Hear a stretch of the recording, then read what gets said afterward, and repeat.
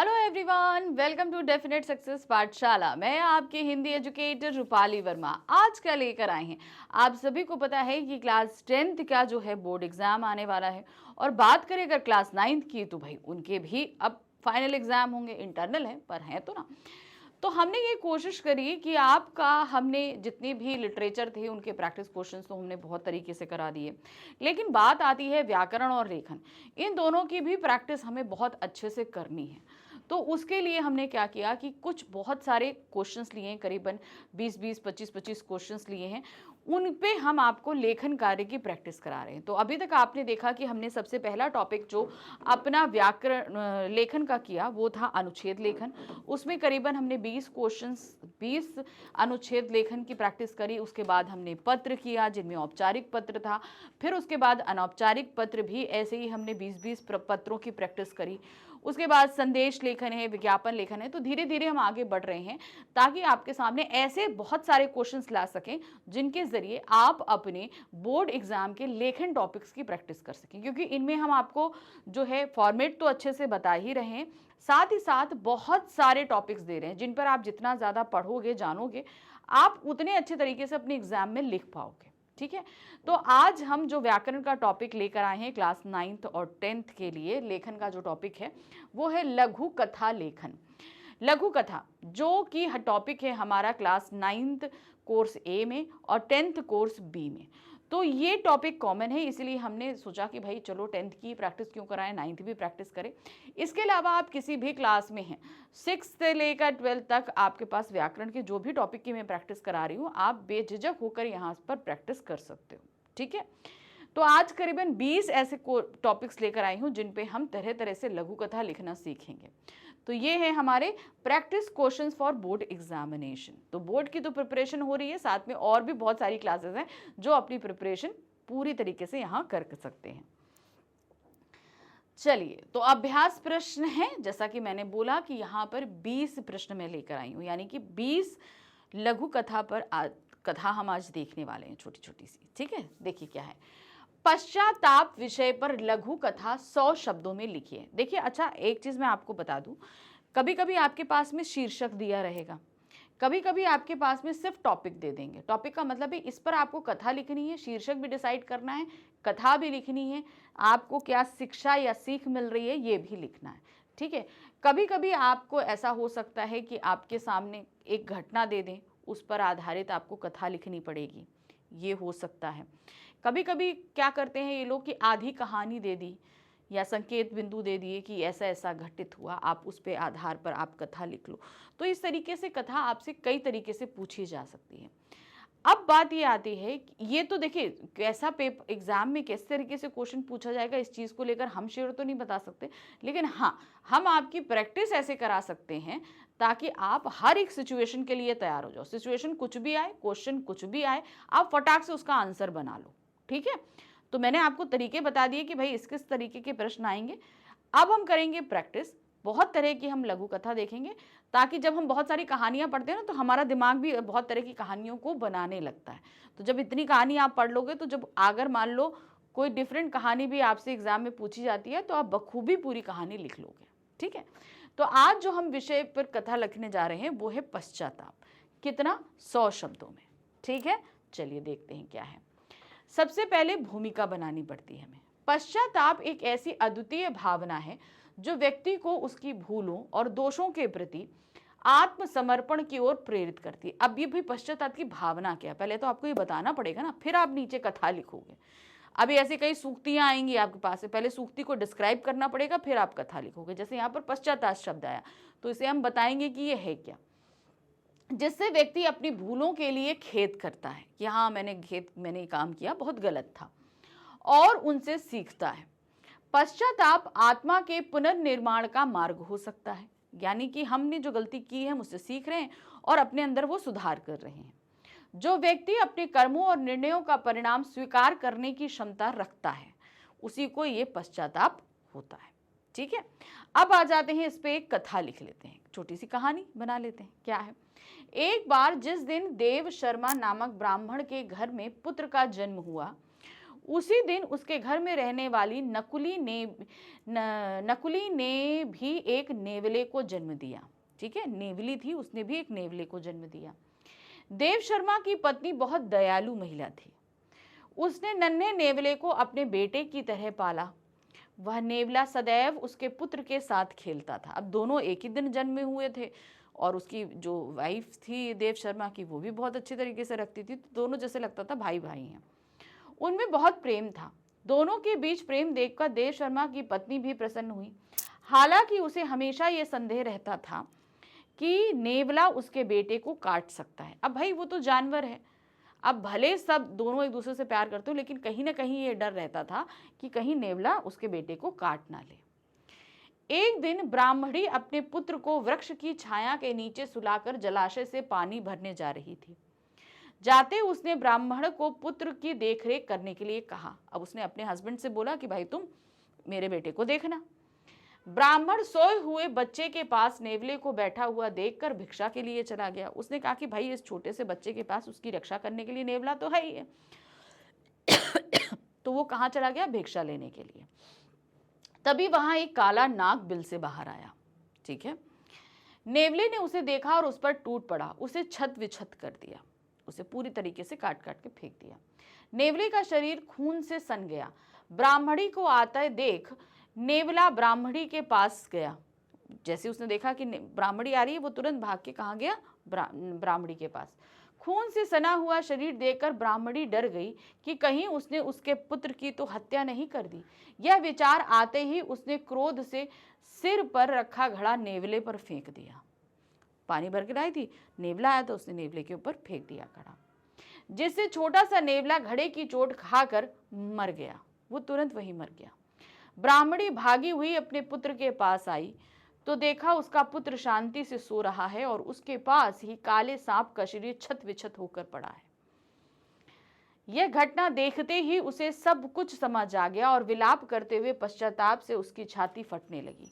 उसे ये पता चला कि भाई जो कुछ भी घटा था हमें उसके बारे में पता करना चाहिए था, तब हमें रिएक्ट करना चाहिए था।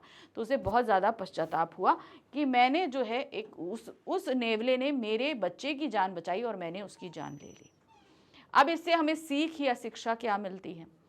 इस कथा से हमें यह सीख मिलती है कि हमें कभी भी पूरी तरह से बिना कुछ देखे व जाने किसी भी निर्णय पर नहीं पहुंचना चाहिए। यानी कि जब तक हमारे सामने बहुत सारे ऐसे आते हैं कि हम एक पक्ष की बात सुनते हैं, दूसरी चीज़ को हम देखते ही नहीं, तो हमेशा हमें दोनों पक्षों की बात सुननी और समझनी चाहिए, उसी के बाद हमें निर्णय लेना चाहिए। ठीक है, चलिए अब आ जाते हैं दूसरा प्रश्न। क्या है? अरे मित्र, तुमने तो सिद्ध कर दिया कि तुम ही मेरे सच्चे मित्र हो। इस पंक्ति से आरंभ करते हुए कोई लघु कथा लिखिए। अब आपको एक जो है दो मित्रों के बीच की बात है कि वो बोल रहे हैं कि तुम मेरा सच्चा मित्र हो, तो यानी कि उस मित्र ने कुछ ऐसा किया है जिससे उसकी मित्रता प्रमाणित होती है। तो आपको ऐसी ही एक कथा बनानी है, लेकिन उसका प्रारंभ इस वक्तव्य के साथ करना है। चलिए देखते हैं क्या है। सबसे पहले भूमिका। अरे मित्र, तुमने तो सिद्ध कर दिया कि तुम मेरे सच्चे मित्र हो। यही कथन था उस दिन मनोज का, जब सुरेंद्र ने उसे कुछ अज्ञात हमलावरों से बचाया था। ठीक है, जाहिर सी बात है, मेरी अगर कोई रक्षा करेगा तो जाहिर सी बात है कि वो हमारा शुभचिंतक है। तो यही हुआ। अब कथा शुरू करते हैं। मनोज और सुरेंद्र दोनों बहुत अच्छे मित्र थे। दोनों की आयु में भी अधिक अंतर न था। दोनों बचपन से एक साथ रहे थे, एक साथ खेलते थे, स्कूल जाते तथा एक साथ ही दोनों ने कॉलेज में प्रवेश लिया। यानी कि बचपन से लेकर यंग एज तक दोनों साथ थे। उनकी मित्रता की चर्चे पूरे गली मोहल्ले में हुआ करते थे। किसी एक को ढूंढना हो तो दूसरा अपने आप मिल जाता था। यानी कि एक को ढूंढो, दूसरे को ढूंढो, मिल जाएगा, दोनों साथ ही होंगे। हाँ, घटना उस रात की थी जब मनोज के कॉलेज में पार्टी थी और उसे घर आने में देरी हो गई। बस स्टैंड से घर की दूरी ज्यादा तो नहीं थी, लेकिन रास्ते में रोशनी ना होने के कारण पूरे रास्ते में अंधेरा और सन्नाटा था। ठीक है, ज्यादा दूरी नहीं थी, लेकिन चूंकि रात हो गई थी तो अंधेरा और सन्नाटा था। मनोज जब घर की ओर लौट रहा था तो दोनों ओर खड़ी ऊंची ऊंची झाड़ियों से उसे किसी के गुजरने की आवाज आई। वह डर तो रहा था, लेकिन फिर भी वहां उस आवाज के बारे में जानने के लिए रुक गया कि आखिर किसकी आवाज है जो मेरे साथ चल रहा है। उसने झाड़ियों की ओर कान लगाकर सुनने की कोशिश की, पर उसे कुछ सुनाई नहीं दिया और वह उस आवाज को भ्रम मानकर आगे बढ़ गया। उसे लगा कि अरे चलो ये मेरे मन का भ्रम है, क्योंकि रात हो गई इसलिए मैं डरा हुआ हूँ, इसलिए मुझे तरह तरह की आवाजें आ रही हैं। तो वो उसे छोड़ा और वो आगे बढ़ गया। वह थोड़ी दूर ही आगे बढ़ा था कि उसे वह आवाज फिर से सुनाई दी, लेकिन इस बार वह जैसे ही पीछे मुड़ा, कुछ लोगों ने उस पर हमला कर दिया और उससे उसका मोबाइल व पैसे छीनने लगे। मनोज उनसे लड़ता रहा और जोर जोर से मदद की पुकार करने लगा। वहां से सुरेंद्र के घर की दूरी ज्यादा ना होने के कारण सुरेंद्र बाहर से आने वाले शोर को सुनकर घर के बाहर निकला और टॉर्च लेकर उसी रास्ते की ओर चल दिया जहां से आवाज आ रही थी। थोड़ी दूर ही चलने पर उसने मनोज को पहचान लिया कि अरे ये तो मेरा मित्र है, और जोर जोर से आवाज लगाते हुए गली के अन्य लोगों को बुलाकर मनोज की मदद के लिए पहुंच गए। जैसे ही मनोज पर हमला करने वाले बदमाशों ने लोगों को आते देखा, वह मनोज को छोड़कर भाग गए। उन्हें लगा कि अरे इतने सारे लोग आ रहे हैं, मुझे तो भाग जाना चाहिए, तो वो भाग गए। सुरेंद्र ने जख्मी हालत में रास्ते पर पड़े मनोज को उठाया, उसे घर लेकर आया। ऐसी मुसीबत की घड़ी में अपनी मदद के लिए पहुंचे सुरेंद्र का धन्यवाद करते ही हुए उस दिन मनोज ने कहा कि अरे मित्र, तुमने तो सिद्ध कर दिया कि तुम ही मेरे सच्चे मित्र हो।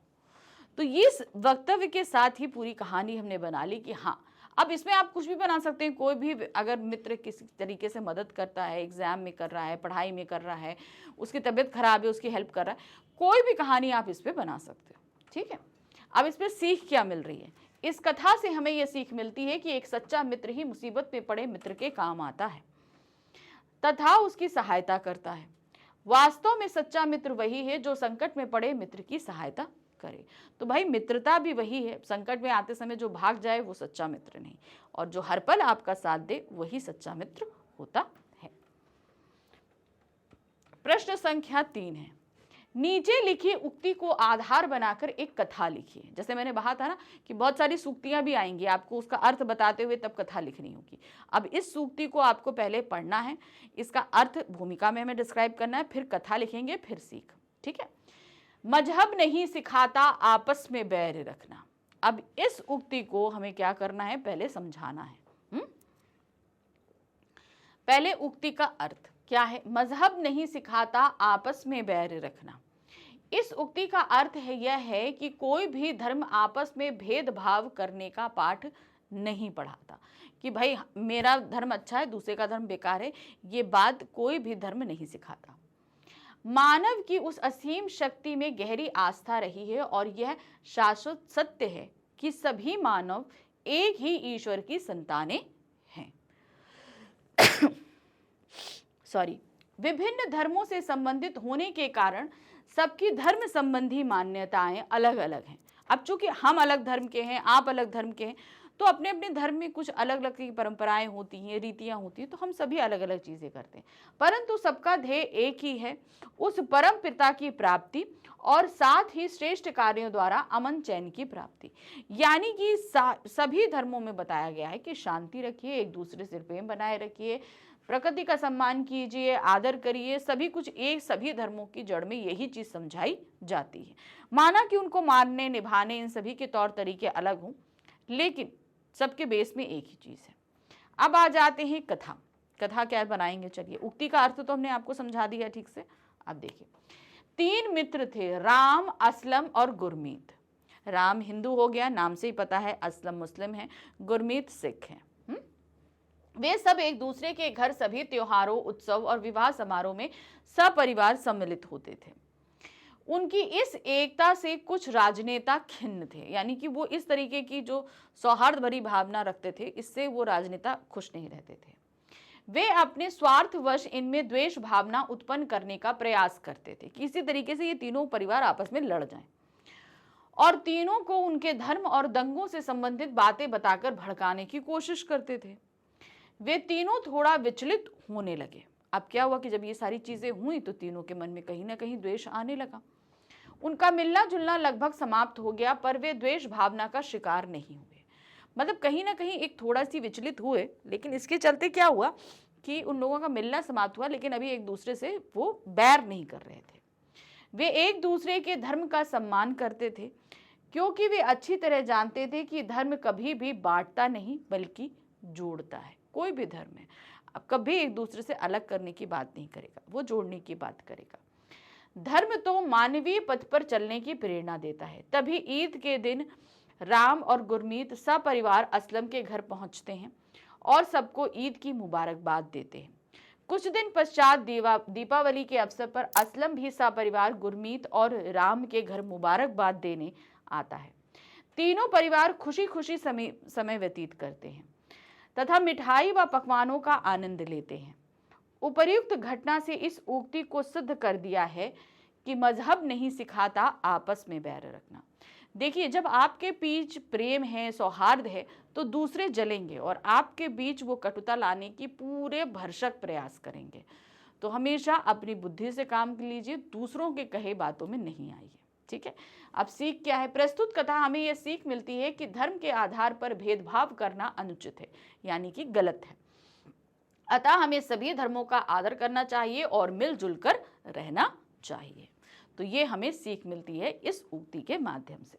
चलिए अब आ जाते हैं नंबर 4, जैसा करोगे वैसा भरोगे। विषय पर लघु कथा लगभग 100 शब्दों में लिखिए। कहते ना, जैसी करनी वैसी बननी, जैसा बोओगे वैसा काटोगे, जैसा करोगे वैसा पाओगे। इन सभी का मतलब एक है, हमारे कर्म ही हमारे आगे के जीवन को निश्चित करता है। हम अगर किसी दूसरे के साथ बुरा करते हैं तो आगे चल के हमारे साथ भी बुरा होगा।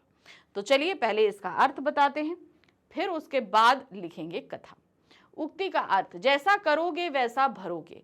यह उक्ति मात्र एक कहावत या अंधविश्वास नहीं है, बल्कि यह तार्किक सत्य है, यानी कि ये पूरी तरीके से सच है। हम जैसा करते हैं वैसा ही हमें मिलता है। जीवन में अक्सर छोटी बड़ी ऐसी घटनाएं होती रहती हैं, इसे निम्न कथा के माध्यम से समझा जा सकता है। देखिए, हमेशा एक चीज आप याद रखना कि आप जिस तरह का व्यवहार दूसरों के साथ कर रहे हो, दूसरे भी वैसा ही व्यवहार आपके साथ करेंगे। इसीलिए अपने व्यवहार को हमेशा हमें सही रखना चाहिए। आप किसी भी उसमें चले जाओ, जैसा दूसरे के साथ करोगे वैसा आपको मिलेगा, क्योंकि ये प्रकृति का नियम है। जिस चीज का बीज बोगे उसी चीज का पौधा निकलता है ना। चलिए अब कथा देख लेते हैं। एक समय की बात है, एक गांव में कमल और विमल नाम के 2 भाई रहते थे। कमल विमल से आयु में 2 वर्ष बड़ा था। ठीक है, कमल बड़ा था, किंतु उसके स्वभाव में गुस्सा, ईर्ष्या व लालच जैसी प्रवृत्ति थी। किसके स्वभाव में? कमल के स्वभाव में। वही विमल अपने बड़े भाई से बहुत प्रेम करता था तथा सरल हृदय का व्यक्ति था। उसका नेचर पूरी तरीके से कमल से विपरीत था। प्रेम, विनम्रता, दयालुता, ये सारी चीजें थी उसके अंदर।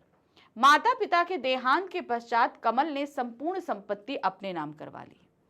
चालाक था, क्रोधी था, तो माता पिता मरे तो उसने सारी संपत्ति, वैसे तो दोनों भाइयों का हिस्सा होता है, लेकिन कमल ने चालाकी करके पूरी संपत्ति खुद ले ली और विमल को कुछ नहीं दिया। विमल अपने मन को समझाकर बड़े भाई का आशीर्वाद लेकर शहर की ओर चला गया। उसने भी जद्दोजहद नहीं करी, उसने कहा ठीक है भाई, जो बड़े भाई की इच्छा। वो उस गांव से चला गया शहर की तरफ और कमल आराम से सारी संपत्ति का आनंद लेने लगा। शहर जाकर विमल ने बहुत मेहनत की और एक अच्छी कंपनी में उसे नौकरी मिल गई। उसकी मेहनत, लगन और सादगी से उस कंपनी का मालिक बहुत प्रभावित हुआ और विमल को कंपनी का मैनेजर बना दिया। तो कहना, आपकी नीयत अच्छी थी, आप अच्छी नीयत से काम कर रहे थे, तो देखिए धीरे धीरे आगे सब कुछ होता गया।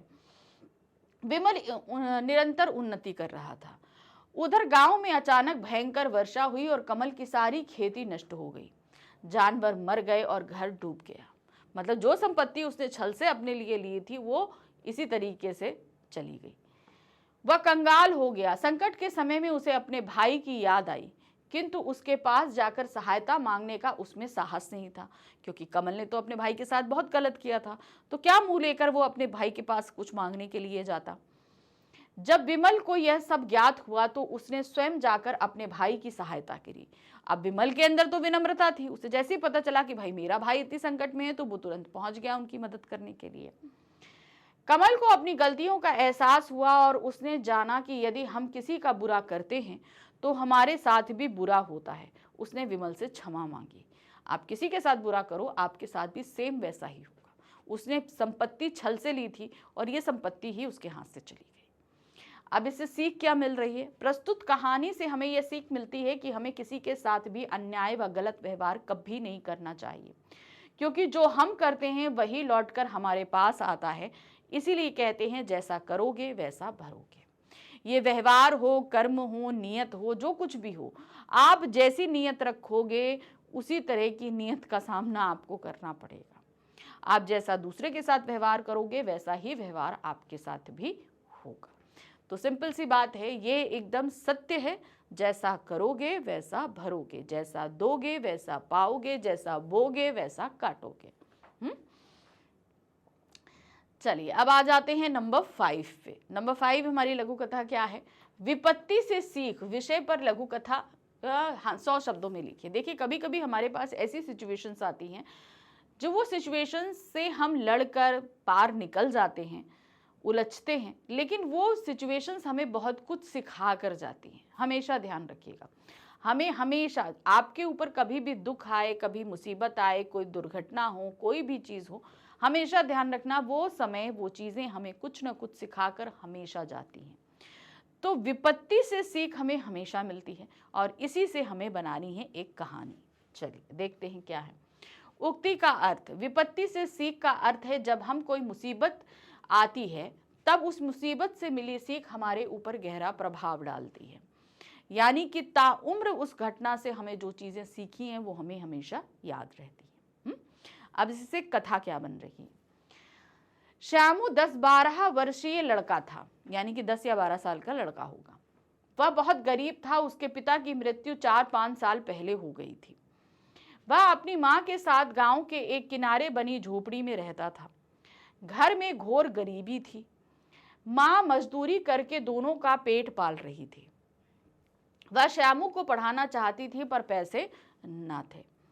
श्यामू दोस्तों के साथ खेलता रहता, उसका मन पढ़ाई में नहीं लगता। माँ के बहुत समझाने पर भी जब उसका घूमना कम ना हुआ तो उसने मुखिया से उसे किसी काम पर रखने के लिए कहा। भाई माँ समझा रही है, नहीं मान रहा, तो उसने कहा मुखिया को दे दिया कि भाई इसको संभालो किसी तरीके से। पर 12 साल के लड़के को कौन काम पर रखता, क्योंकि भाई हमारे यहाँ तो बाल मजदूरी बैन है। गांव के लोग श्यामू की माँ के दुख से परिचित थे। एक दिन उन्होंने श्यामू की माँ से कहा, यदि श्यामू हमारे जानवर चराए तो वो लोग श्यामू को खाना, कपड़ा और कुछ रुपए भी देंगे। तो भाई ये बच्चा ये काम तो कर ही सकता है कि भाई जानवरों को चरा दे, तो हम खाना भी देंगे, कपड़ा भी देंगे और पैसे भी देंगे। ये बात है, ठीक है। रुपए मिलने की बात सुनते ही श्यामू उनके जानवर चराने के लिए तैयार हो गया। उसने कहा ठीक है, अच्छा पैसे मिल रहे हैं, मैं तैयार हो जाता हूँ। उसने सोचा कि जानवर चराते हुए उसे खेलने और घूमने का मौका भी मिल जाएगा। भाई जानवर को हमें कौन सी मेहनत करनी, वो चरते रहेंगे, मैं अपना खेलता रहूंगा। अगले दिन श्यामू गाय, बकरियां, भैंस चराने के लिए जंगल की ओर चला गया। 1 महीने तक उसने लगन से काम किया, अच्छे से काम किया, सारे जानवरों का ध्यान रखा, समय से उनको वापस घर लेकर आता, सब कुछ करता। इससे प्रसन्न होकर गांव के मुखिया ने उसे 2 गायें इनाम के रूप में दे दी। क्या दे दिया कि भाई चलो तुम बहुत अच्छे हो तो ये 2 गायें तुम्हारी। एक दिन श्यामू ने सोचा चलो गांव वालों को मूर्ख बनाता हूं। शाम होने वाली थी। यह जानवरों को लेकर घर आने का समय था। उसे शरारत सूझी। वह बचाओ शेर आया चिल्लाने लगा। उसको मदद के लिए 8-10 लोग हाथों में लाठी भाले लेकर आ गए। उन्होंने पूछा शेर कहाँ है? यह सुनकर श्यामू हंसने लगा। लोगों को बहुत गुस्सा आया पर वे बिना कुछ कहे चले गए। श्यामू को ऐसा करने में बहुत मजा आया। उसने अगले 10 दिनों में 4 बार ऐसा किया, मतलब शेर आने का नाटक किया जबकि वो आया नहीं था। लोग मदद करने को आते और लज्जित होकर वापस चले जाते। बार बार बोलता भाई शेर आया, शेर आया, शेर आया। लोग आते, जो देखते शेर नहीं है तो अरे ये तो हम लोग को परेशान कर रहा था, तो उन्हें बहुत गुस्सा आता, वो वापस चले जाते। अभी 1 हफ्ता भी ना बीता था कि एक दिन सचमुच शेर आ गया। अभी तक तो वो नाटक कर रहा था और सही में क्या हुआ, सच में शेर आया। वह मदद के लिए चिल्लाया पर कोई भी उसकी मदद के लिए नहीं आया। हर किसी को लगा कि भाई ये जैसे हमेशा चिल्लाता है, झूठ बोलता है, वैसे ही चिल्ला रहा है, क्योंकि लोगों ने समझा कि श्यामू उन्हें मूर्ख बना रहा है। अचानक शेर ने उसकी एक गाय पर हमला कर दिया और मारकर जंगल में घसीट कर ले गया। इनाम में मिली गाय मारी जाने से श्यामू बहुत दुखी हुआ। उसने भविष्य में दूसरों को मूर्ख ना बनाने की कसम ली और उसने इस विपत्ति में बहुत कुछ सीख प्राप्त करी। अब उसके ऊपर भाई शेर उसके ऊपर भी हमला कर सकता था, है ना, तो इस तरीके से किसी को बेवकूफ़ बनाना गलत बात है। उस समय जो मुसीबत आई उसको उस मुसीबत से यही सीख मिली। अब इस सीख क्या है? प्रस्तुत कहानी से हमें सीख मिलती है कि हमें जानबूझकर किसी को भी परेशान नहीं करना चाहिए, क्योंकि कई बार हम पर सचमुच में विपत्ति आ जाती है और हम सहायता पाने के लिए विवश हो जाते हैं, परंतु झूठ बोलने के कारण कोई भी हमारी बातों पर विश्वास नहीं करता और सही समय पर सहायता न मिलने पर जान की हानि तक हो सकती है। जब हमें अपनी भूल का एहसास होता है तब तक बहुत देर हो जाती है। तो अब देखिए, जब तक उसे अपनी भूल का एहसास हुआ कि मैं दूसरों को बेवकूफ़ बना रहा था, उसमें एक गाय की तो जान चली गई ना। मगर अगर और भी ज़्यादा बुरा घटित हो सकता था, शेर उसको भी खींच के लेके जा सकता था, तब तो उसे पछताने का भी मौका नहीं मिलता है ना। तो उसे एक गाय के नुकसान में कम से कम ये चीज़ समझ में आई कि वो गलत कर रहा था। तो इस विपत्ति से उसने यही सीख ली। अब आ जाते हैं नंबर 6। यहाँ क्या दिया है? ईमानदारी का फल विषय पर लगभग 100 शब्दों में लघु कथा लिखिए। आप ईमानदारी से काम करोगे तो आपके साथ अच्छा ही अच्छा घटित होगा। तो इसी उक्ति पर हमें एक बढ़िया सी कथा बनानी है। ठीक है, क्या दिया गया है?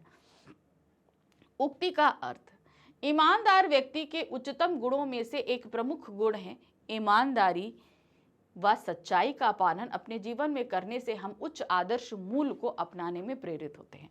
तो हमेशा ईमानदारी रखिए, सच्चाई बरतिए हर किसी के साथ, तो इससे हम अपने जीवन में काफ़ी आगे निकल सकते हैं और ये हमारे जीवन मूल्यों में से एक सर्वोत्तम मूल्य है।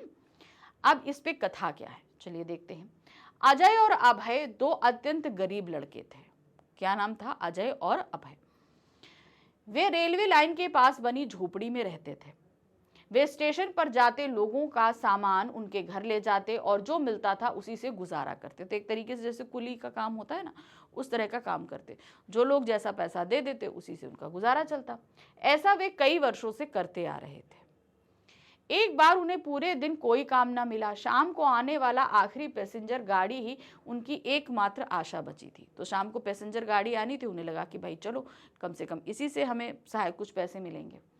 दिन में उन्होंने कुछ भी ना खाया था, बस पानी पीकर भूख शांत करने का प्रयास कर लिया था। कभी भूख लग रही है तो पानी पी लो तो पेट भरा रहेगा।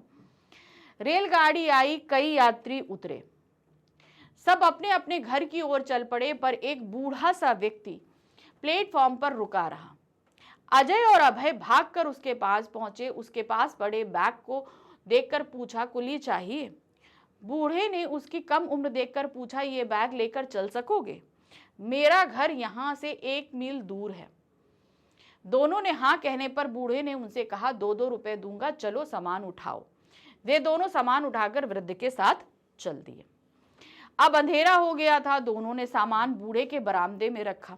बूढ़े ने दरवाजा खोला, सामान रखवाया और अंधेरे में ही उन्हें 2-2 रुपए दे दिए। अंधेरे में दिए उसने। वे दोनों रुपए लेकर स्टेशन की ओर चले गए और एक छोटे से ढाबे पर रोटी सब्जी खाई।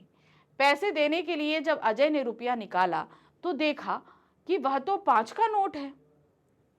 अभय ने जल्दी से नोट निकाला, उसे भी 5 का नोट मिल गया था। शायद बूढ़े ने उन्हें अंधेरे में 2 की जगह 5 के नोट दे दिए थे। अजय ने कहा कि वह अगले दिन बूढ़े को 3 रुपए वापस कर देगा, पर अभय ने कहा, यह हमारी गलती नहीं, मैं तो रुपए नहीं लौटाऊंगा। तो एक ने तो ईमानदारी दिखाई कि मैं लौटा देता हूं, दूसरे ने बोला कि नहीं मैं नहीं लौटाऊंगा, उस व्यक्ति की गलती है, वो जाने, मुझे पैसे तो ज्यादा मिल ही गए। अभय अगली सुबह ही 3 रुपए लौटाने बूढ़े के पास गया। बूढ़ा व्यक्ति उसकी ईमानदारी से बहुत प्रभावित हुआ। उसने अजय को उसके बारे में विस्तार से पूछा और अपने यहाँ एक घरेलू काम करने के लिए नौकरी पर रख लिया। उसने अजय की पढ़ाई की व्यवस्था करा दी। अब अजय के दिन अच्छे गुजरने लगे। एक दिन उसकी प्रार्थना पर बूढ़े ने उसके मित्र अभय को भी वहीं काम पर लगा दिया। अजय को उसकी ईमानदारी का अच्छा फल मिल गया। भाई अब उसने ईमानदारी दिखाई तो तभी तो उसको जो दिन इतने मुश्किल से बीत रहे थे, अब उसको पूरा दिन काम करता, बढ़िया खाने को मिलता, रहने को मिलता, पढ़ाई भी कर रहा था, तो उसका जीवन अच्छा हो गया, सिर्फ इसलिए ताकि उसने 3 रुपए के लिए अपनी ईमानदारी निभाई थी, है ना। इसलिए अब इससे सीख क्या मिल रही है? प्रस्तुत कहानी हमें सीख देती है कि हमें सदैव ईमानदार बने रहना चाहिए।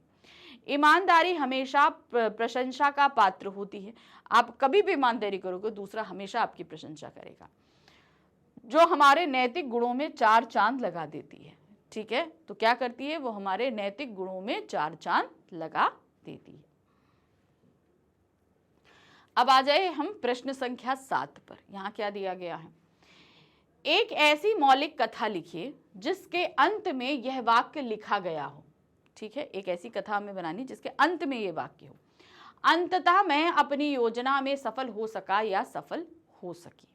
ठीक है, उसके आखिर में ये कहा उक्ति आनी चाहिए, ये ध्यान रखिए। तो अब जाहिर सी बात है कोई ऐसा काम होगा जिसके चलते जो है सारी चीजें अच्छी हुई होंगी। ठीक है, चलिए देखते हैं क्या है। भूमिका बनानी है पहले। मैं बचपन में अक्सर अपने दादाजी से एक बात सुना करता था कि तुम्हारा जीवन तभी सफल है जब तुम दूसरों के काम आ सको। क्या करो, दूसरों के काम आ सको। तब ये बातें मेरे समझ में नहीं आती थी, लेकिन पिछले दिनों मेरे साथ एक ऐसी घटना घटी जिसने मुझे अंदर तक झंझोर दिया, यानी कि अंदर तक मैं हिल गया। और दादाजी की बातें बार बार स्मरण होकर अपनी सत्यता को सिद्ध करने लगी। तो दादाजी क्या कहते थे कि हमेशा जब तुम दूसरों के काम आ सकते हो तभी तुम्हारा जीवन सफल है। अब क्या चीज ऐसी घटना घटी थी और क्या ऐसी घटना हुई थी कि वो अंदर तक झंझोर कर रह गए और दादाजी की बात बार बार याद आ रही थी। एक दिन में रात को टहलने के लिए घर से बाहर निकला। एक दिन की बात है कि जब रात हुई तो मैं टहलने के लिए बाहर निकला। मन में पहले से ही बहुत सी बातों को लेकर उधेड़-बुन चल रही थी। जैसे होता है ना, पूरा दिन हमारे साथ बहुत कुछ होता है तो हम एकदम सेटल्ड माइंड से रात को वो सारी चीजें सोचते हैं, वही हो रहा। तभी अचानक मेरी नजर सड़क के दूसरी ओर बने कूड़ेदान पर पड़ी। किस पे? कूड़ेदान पर पड़ी। मैंने देखा वहां 7 से 8 वर्ष के कुछ बच्चे कूड़ा उठा रहे थे, पर एकदम से मेरी नजर एक बच्चे पर आकर रुकी। मैं सड़क पार करके उसके पास गया तो देखा वह बच्चा कूड़ेदान में फेंकी गई खाने से भरी हुई पॉलिथीन ढूंढ रहा है और उनमें से खाना निकालकर खा रहा है। भाई बहुत सारे लोग होते हैं ना, खाना बांध बांध के फेंक दिया। तो जो बहुत ज़्यादा गरीब होते हैं, जिन्हें खाने में भूख सब कुछ कराती है, तो वो कूड़ेदान से वो खाना निकाल के खा रहा था। मेरा शरीर उस दृश्य को देखकर निस्तब्ध रह गया कि मतलब गरीबी और भुखमरी ऐसी होती है कि इतना गंदा और खराब खाना भी व्यक्ति को खाना पड़ता है सिर्फ जीवित रहने के लिए। पूरे रास्ते मेरे मन में यही दृश्य चलता रहा, वो दृश्य जो बच्चा डस्टबिन से खाना निकाल के खा रहा था। मैंने घर पहुंचकर निर्णय लिया कि भूख से तड़पते इन बच्चों के लिए अपने स्तर पर कुछ न कुछ कार्य अवश्य करूंगा। मैंने अपने कुछ साथियों को इस घटना के विषय में बताया और मिलकर उनकी सहायता करने के लिए कहा। मैंने उन्हें सुझाव दिया कि हम लोग शाम के समय मोहल्ले के ढाबों और रेस्टोरेंट से उनका बचा हुआ खाना सस्ते दामों में खरीदकर इन बच्चों को बांट देंगे। सभी ने मेरे निर्णय की प्रशंसा करते हुए अपने स्तर पर सहयोग करने की बात की। अब चूंकि रेस्टोरेंट से सामान खरीदना है, वो भी कम दामों में, तो पैसे तो लगेंगे चाहे कम लगें, तो सबने अपनी अपनी तरफ से सहयोग करने की बात करी। अगले दिन शाम को हमने अपनी योजना के अनुसार कार्य किया और कुछ बच्चों को भोजन कराया। अंततः अपने दोस्तों की सहायता से मैं अपनी योजना में सफल रहा। तो यहाँ पर मेरी मदद अगर बाकी कॉलोनी वालों ने और मेरे दोस्तों ने नहीं की होती तो शायद मैं अपनी योजना पर सफल नहीं हो पाता, क्योंकि काम के लिए दूसरों की सहायता लेनी पड़ती है। तो जो उन्होंने जो योजना बनाई थी उस योजना में वे कारीगर रहे। अब इससे सीख में क्या मिलती है? प्रस्तुत कहानी से यह सीख देती है कि जब हम दूसरों के काम आते हैं या दूसरों का भला करते हैं तो हमेशा प्रसन्नता होती है। हमेशा देखिए, आप अगर दूसरे का अच्छा करें तो मन आपका बड़ा प्रसन्न रहेगा। साथ ही योजना अनुसार किया गया कार्य सर्वथा सफल होता है, और अगर हम प्लान करके सही से प्रॉपर वे से काम करते हैं तो भी ये चीज सफल होती है। क्वेश्चन नंबर 8 है, जहां चाह वहां रहा। शीर्षक पर लगभग 100 शब्दों में एक लघु कथा लिखिए। जहां चाह, हम अगर चाहें, हमें अगर ये काम करना है तो उस आगे बढ़ने के लिए हमारे पास कहीं ना कहीं से हम रास्ता खोज ही लेते हैं। ठीक है, तो चलिए भूमिका लिखते हैं और फिर कहानी लिखते हैं। उक्ति का अर्थ देना है। क्या है? जहां चाह वहां रहा। कहावत के अनुसार यदि वास्तव में कुछ हासिल करना चाहता है, ठीक है, तो वह इसे प्राप्त करने के लिए तरीके खोजता रहेगा। जाहिर सी बात है, अगर हम कुछ प्राप्त करना चाहते हैं तो हम हमेशा उसको खोजने या पाने के लिए राह खोजते हैं। जैसे सिंपल, अब मैं इसे आपसे रिलेट करती हूँ। आप लोगों के पास मोबाइल नहीं होता, जिनके पास मोबाइल है उनको छोड़ के अगर जिनके पास नहीं होता, वो मम्मी या पापा के किसी मोबाइल को किसी भी तरीके से हथियाने की युक्ति लगाते ही रहते हैं कि किसी तरीके से मोबाइल हमें मिल जाए। तो देखिए, कोशिश करते हो और हथिया भी लेते हो। हम ये नहीं कह रहे नहीं हथियाते हो, हथिया लेते हो और चलाते भी हो, देखते भी हो। तो वहां पर आपकी चाह थी ना कि मुझे मिल जाए, तो आपने उसके लिए कितने सारे रास्ते भी खोज लिए। अनेक कठिनाइयों का सामना करेगा और अंत में अवश्य ही सफलता प्राप्त करेगा। माना कि उस रास्ते पर चलने पे हमें हो सकता है कभी कभी कठिनाइयां आए, परेशानी आए, लेकिन जो हमने मन में सोचा है वो चीज हम प्राप्त कर ही लेते हैं। अब इस पे कथा बनाते हैं। देखिए क्या है। एकलव्य भील जाति का बालक था। वह अपने माता पिता के साथ जंगल में रहता था। उसके माता पिता बहुत गरीब थे। एकलव्य की रुचि धनुर्विद्या सीखने में थी। एकलव्य की कहानी तो आप सभी को पता होगी, तो उसमें ज्यादा क्या हो सकता है। वह प्रसिद्ध धनुर्धर बनना चाहता था। गुरु द्रोणाचार्य अस्त्र शस्त्र सिखाने में प्रसिद्ध थे, जो पांडवों को जो है सिखाते थे। वे कौरव और पांडवों को धनुर्विद्या सिखाया करते थे। एकलव्य उनके पास गया और धनुर्विद्या सीखने की इच्छा प्रकट करते हुए अपना शिष्य बनाने की प्रार्थना की कि भाई मैं भी जैसे आप कौरव पांडव को सिखाते वैसे मुझे भी सिखा दीजिए, मैं भी धनुर्विद्या सीखना चाहता हूँ और आपका शिष्य बनना चाहता हूँ। द्रोणाचार्य ने भील बालक होने के कारण उसे धनुर्विद्या सिखाने से मना कर दिया। अब चूंकि वो एक राजगुरु थे, तो वो जो है राजकुमारों को धनुर्विद्या सिखाते थे, इसलिए वो किसी और को जो है वो धनुर्विद्या नहीं सिखा सकते थे। इसलिए इन नियमों के चलते द्रोणाचार्य ने मना कर दिया कि मैं आपको नहीं सिखा सकता। एकलव्य ने हार नहीं मानी। वह द्रोणाचार्य की मूर्ति बनाकर उनके सम्मुख धनुर्विद्या का सतत अभ्यास करने लगा।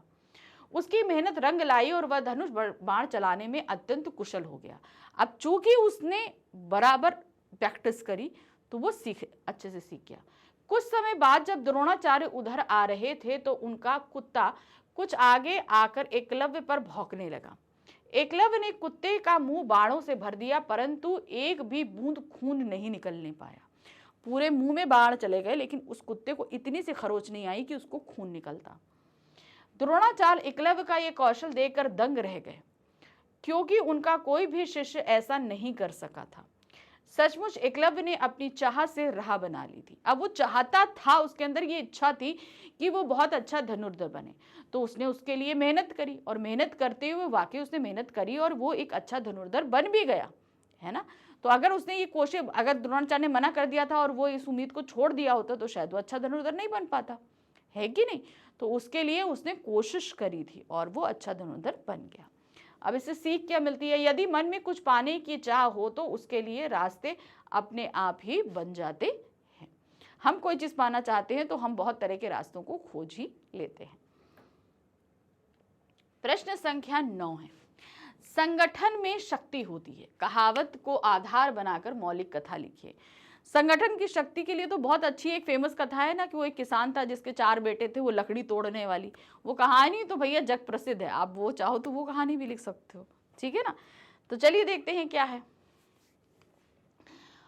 उक्ति का अर्थ बताइए। सबसे पहले तो संगठन में शक्ति होती है, ये एक उक्ति है, ठीक है। अब इस उक्ति का अर्थ आपको बताना पड़ेगा। अर्थात साथ मिलकर बड़े से बड़ा कार्य भी आसानी से संभव हो जाता है। इसीलिए कहा गया है शक्ति ही जीवन है।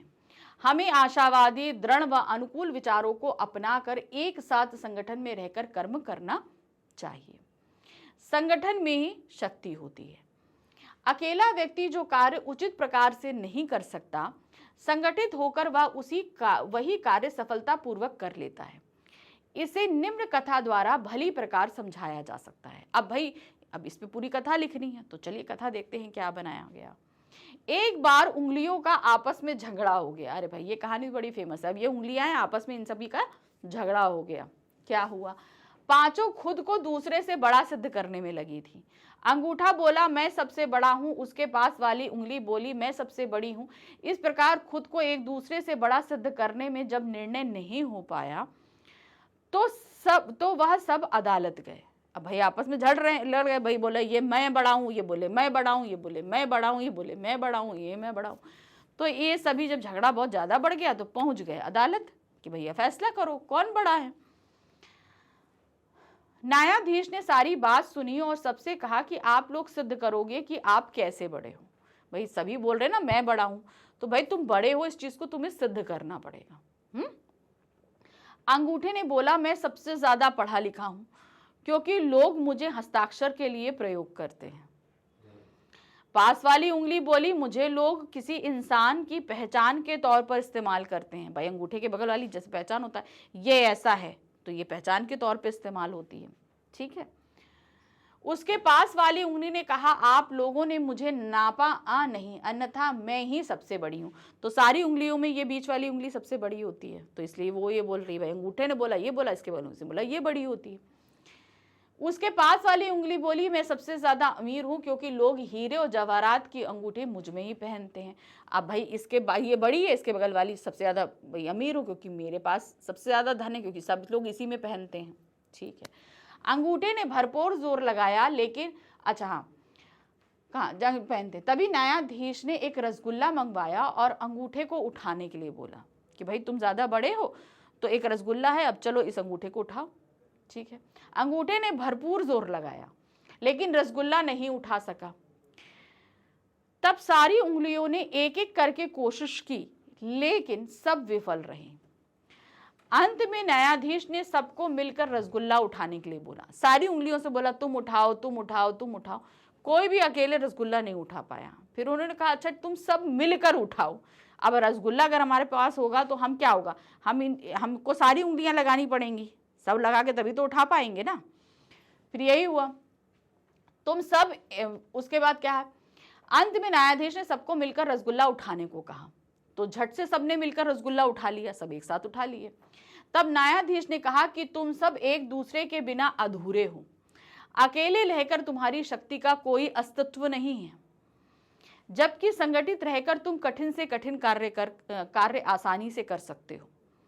इसी प्रकार यदि एक लकड़ी को तोड़ा जाए तो वह आसानी से टूट सकती है, परंतु यदि लकड़ियों को एकत्रित कर उसे मजबूती से बांध दें तो उन लकड़ियों के गट्ठे को तोड़ पाना असंभव है।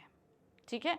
तो यहाँ पर हमने ये कॉमन सी एक वो लकड़ी वाली कहानी न लेकर ये बहुत अच्छी सी एक कहानी हाथों के माध्यम से, हाथों की उंगलियों के माध्यम से समझी। ठीक है। अब इस पूरी कहानी से हमें सीख क्या मिल रही है? एक साथ मिलकर संगठन में रहकर किसी भी कार्य को उचित प्रकार से किया जा सकता है। इसी प्रकार कहा जाता है संगठन में शक्ति होती है। हम अकेले जो काम नहीं कर सकते, अगर चार मिलकर करें तो वो काम आसानी से हो जाता है। अब आ जाते हैं प्रश्न संख्या 10। लालच बुरी बला है। उक्ति को आधार बनाकर मौलिक कथा लिखिए। अब देखिए इसमें तो एक वो क्या कहते हैं, कौवा और लोमड़ी वाली कहानी भी है। ठीक है ना। अब देखते हैं कौन सी कहानी हम आपके सामने लेकर आए हैं। उक्ति का अर्थ लालच बुरी बला है, अर्थात मनुष्य लालच के वशीभूत होकर पथ भ्रष्ट हो जाता है। उस उक्ति को पढ़कर एक कथा स्मरण हो आती है जो निम्न प्रकार है। तो भाई लालच बुरी बला है, इस बात को सुनते ही हमारे मन में एक बहुत अच्छी सी इंसिडेंट याद आया, वो हम आपको बताते हैं। क्या है? एक गांव में एक सेठ रहता था। उसके बंगले के पास एक गरीब मोची की छोटी सी दुकान थी। उस मोची की आदत थी कि वह जब भी जूते सिलता भगवान का भजन करता रहता था, ईश्वर को याद करता रहता था। लेकिन सेठ का भजन की तरफ कोई ध्यान नहीं था, वो नहीं ध्यान देता था। एक दिन सेठ व्यापार के सिलसिले में विदेश गया। घर लौटते समय उसकी तबीयत बहुत खराब हो गई, लेकिन पैसे की कमी ना होने से देश विदेश से डॉक्टरों को बुलाया गया, पर कोई भी सेठ की बीमारी का इलाज नहीं कर सका। भाई उसके सेठ के पास बहुत पैसे थे, तो उसने कहा कि बहुत डॉक्टर बुलाए, सब कुछ बुलाया, मगर उसकी बीमारी नहीं सही हो रही थी। तब सेठ की तबीयत इतनी अधिक खराब हो गई कि वह चल भी नहीं पाता था। एक दिन बिस्तर पर लेटे हुए उसे मोची के भजन गाने की आवाज सुनाई दी। उसे आज मोची के भजन अच्छे लग रहे थे। आज तक उसे कभी भजन अच्छे नहीं लगते थे, लेकिन आज उसे वो भजन जो है बिस्तर पे लेटे लेटे बहुत अच्छे लग रहे थे। सेठ भजन सुनकर ऐसा मंत्रमुग्ध हो गया कि उसे लगा जैसे उसे साक्षात परमात्मा के दर्शन हो गए। मोची का भजन सेठ को उसकी बीमारी से दूर ले जा रहा था। यानी कि देखिए, बीमारी आदि हमारे दिमाग में होती है। हम अगर 24 घंटे उसके बारे में सोचते रहे ना तो वो तकलीफ हमें बढ़ती समझ में आती है, लेकिन अभी उसका दिमाग कहाँ था? भजन में था। तो उसे लग रहा था कि उसकी बीमारी ठीक हो रही है। भगवान के भजन में लीन होकर वह अपनी बीमारी भूल गया। और उसे आनंद की प्राप्ति हुई तथा उसके स्वास्थ्य में भी सुधार आने लगा। एक दिन सेठ ने मोची को बुलाकर 1000 रुपए का इनाम देते हुए कहा कि मेरी बीमारी का इलाज बड़े से बड़े डॉक्टर नहीं कर पाए, पर तुम्हारे भजन ने यह काम कर दिया। मैं तुम्हें रहने के लिए एक घर दूंगा। मोची इनाम पाकर बहुत खुश हुआ। वह रात दिन पैसों के और घर के बारे में सोचता रहा कि भाई इसे और पैसा मिलेगा, घर मिलेगा, इसके बारे में वो दिन रात सोचने लगा। अगले दिन वह काम पर भी गया। लालच के कारण धीरे धीरे उसकी दुकानदारी चौपट होने लगी। अब उसे लग रहा कि भाई बिना काम किए अगर सब कुछ मिल रहा है तो क्यों हम काम करें। तो धीरे धीरे वो जो काम करता था वो बंद हो गया। उधर सेठ की बीमारी फिर बढ़ती जा रही थी। अब मोची काम ना करे तो वो भजन ना गाए, भजन ना गाए तो सेठ की बीमारी बढ़ती जाए। मोची को जब लालच का एहसास हुआ तो वह सेठ को पैसे वापस करने के लिए सेठ के बंगले आया। उसे लगा कि नहीं, मैं तो लालच कर रहा हूं, मैं तो अपना जो काम था मैं नहीं कर रहा हूं। तो वो वापस गया। क्या गया कि भाई ये पैसे मेरे से ले लो। उसने सेठ से निवेदन किया, आप ये पैसे वापस रख लीजिए, मुझे आपका घर भी नहीं चाहिए, क्योंकि इसके कारण मेरा धंधा चौपट हो गया है। क्योंकि उसके अंदर लालच आ रहा था तो उसका काम सारा खराब हो रहा था। मैं भजन भूल गया हूं, इस धन ने मेरा परमात्मा से नाता तोड़वा दिया। मोची पैसे वापस करके पुनः अपने काम पर जुट गया। जब उसे एहसास हुआ कि भाई मैं लालच कर रहा हूं तो बहुत गलत हो रहा है, तो वो उस लालच से बाहर निकलने लगा, क्योंकि उसके काम को ही नुकसान नहीं हो रहा था, उसकी आस्था को भी चोट पहुंच रही थी। वस्तुतः पैसे और घर के लालच में मोची को पथभ्रष्ट कर दिया था, यानी कि वो अपने रास्ते से भटक गया था। वह अपने काम को यहां तक कि परमात्मा को भी भूलकर पैसों और घर के लालच में ही डूब गया था। अंत में मोची जान गया कि लालच बुरी बला होती है। किसी भी चीज का लालच हमें अपने काम से भटका देता है। तो लालच कभी नहीं करिए, अपने काम पर करते रहिए, बाकी ईश्वर की कृपा होती रहेगी। अब इससे सीख क्या मिलती है? इस कथा से हमें सीख मिलती है कि हमें लालच नहीं करना चाहिए, क्योंकि लालच बुरी बला होती है। ठीक है, चलिए अब आ जाते हैं प्रश्न संख्या 11 पर। यहां क्या दिया गया है? सावधानी हटी और दुर्घटना घटी, कहावत के आधार पर मौलिक कथा लिखिए। अक्सर हमने गाड़ियों पर यह कहावत लिखी हुई देखी है, सावधानी हटी दुर्घटना घटी। अब इस पर बनानी है हमें एक पूरी की पूरी कहानी। ठीक है, चलिए देखते हैं क्या है कहानी। उक्ति का अर्थ, सबसे पहले तो ये जो उक्ति आई है इसका अर्थ हमें देना होगा। सावधानी हटी और दुर्घटना घटी, उक्ति का अर्थ है कि जब सावधानी नहीं बरती जाती तब दुर्घटनाएं घट जाती हैं। अगर हम भाई नहीं करेंगे तो हो जाएगा, सीधी सी बात है। अगर गैस पे कोई पतीला गर्म हो रहा है, हमें पता है, अगर हम उसे कपड़ा लगाकर नहीं पकड़े और हाथ से पकड़ लें तो हम जल जाएंगे। तो हमें सावधानी रखनी चाहिए थी, कपड़ा लगाकर या किसी पकड़ से हमें उसको पकड़ना चाहिए था। मनुष्य आज अपने जीवन में इतना अधिक व्यस्त हो गया है कि वह जल्द से जल्द अपने कार्य पूर्ण कर लेना चाहता है। सड़कों पर ट्रैफिक यानी कि परिवहन इतना अधिक हो गया है कि कभी कभी 15 मिनट की दूरी के लिए 45 मिनट या उससे भी अधिक समय लग जाता है। घंटों जाम में फंसकर व्यक्ति तीव्र गति से वाहनों को चलाते हैं, जिससे दुर्घटनाओं की संभावना बढ़ जाती है, क्योंकि मनुष्य कम से कम समय में अधिक से अधिक कार्य कर लेना चाहता है। तो वो बहुत कम समय में ज्यादा चीज अचीव करना चाहता है, इसलिए अक्सर उसके साथ कोई ना कोई घटना घट जाती है। चलिए अब इस पर देखते हैं कथा क्या है। एक दिन ऐसी ही दुर्घटना सड़क के चौराहे पर हुई, जिसमें तेज रफ्तार से चली आ रही कार की साइकिल से टक्कर हो गई। बहुत तेज से कार आ रही थी जो साइकिल से टकरा गई। कार चालक कार चलाते समय फोन पर बात कर रहा था कि थोड़ी सी सावधानी हटने के कारण यह दुर्घटना हो गई। टक्कर होने से साइकिल सवार व्यक्ति सड़क के दूसरी ओर जा गिरा। अब चूंकि वो तो छोटी सी साइकिल पर था तो वो तुरंत झटका खा के गिरा। साइकिल पूरी तरह क्षतिग्रस्त हो गई। कार चालक को भी बुरी तरह चोट आई। यह दुर्घटना तीव्र गति से वाहन चलाते समय फोन पर बात करने व ट्रैफिक नियम का पालन ना करने से हुई थी। तो ये सारी चीजें उस कार चालक की ही जो है असावधानी के कारण हुई थी। घटना स्थल पर उपस्थित लोगों ने दोनों व्यक्तियों को पास के ही अस्पताल में पहुंचाया। घटना स्थल पर पुलिस कुछ देर पश्चात आई। पुलिस ने उन व्यक्तियों का पूरा ब्यौरा लिखा, साथ ही कुछ चश्मदीद गवाहों से पूछताछ कर रिपोर्ट तैयार करी। अस्पताल में पीड़ित व्यक्तियों का इलाज करवाया गया। इस दुर्घटना ने सभी को एक सीख दी, जैसी ही सावधानी हटती है वैसे ही दुर्घटना घटती है। अगर वो व्यक्ति एकदम मीडियम रफ्तार से जा रहा होता, फ़ोन पे बात नहीं करता, उसका पूरा ध्यान सड़क पर होता, तो शायद ये घटना नहीं घटती। तो ये घटना घटी क्यों? क्योंकि सावधानी हटी थी, इसलिए दुर्घटना घटी थी। हमें निजी वाहनों का प्रयोग कम से कम करना चाहिए। अब सीख क्या है? हमें जो हमारे जो प्राइवेट जो व्हीकल्स होते हैं, पब्लिक ट्रांसपोर्ट का ज़्यादा इस्तेमाल करना चाहिए। सड़क पर चलते समय मोबाइल आदि का प्रयोग नहीं करना चाहिए।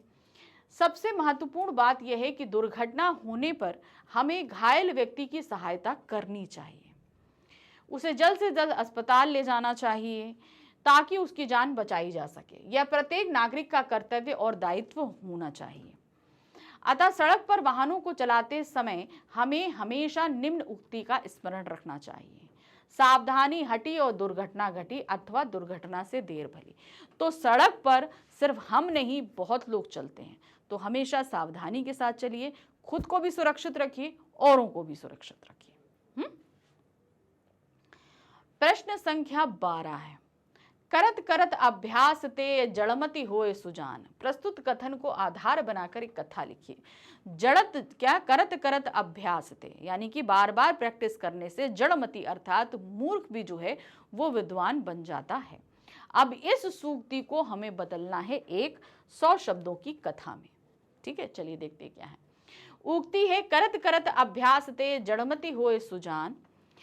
उक्ति का अर्थ है कि निरंतर अभ्यास करने से मूर्ख व्यक्ति भी सफलता प्राप्त करता है। ठीक है, सुजान का मतलब होता है कि बुद्धिमान बन जाता है। अब बुद्धिमान होगा तो सफलता भी प्राप्त करेगा। कालिदास निरंतर अभ्यास के द्वारा ही उच्च स्तरीय विद्वान बन पाए थे। अब कालिदास आप सभी को पता है ज्यादा विद्वान नहीं थे, लेकिन निरंतर अभ्यास के कारण ही वो एक बहुत बड़े विद्वान बने थे।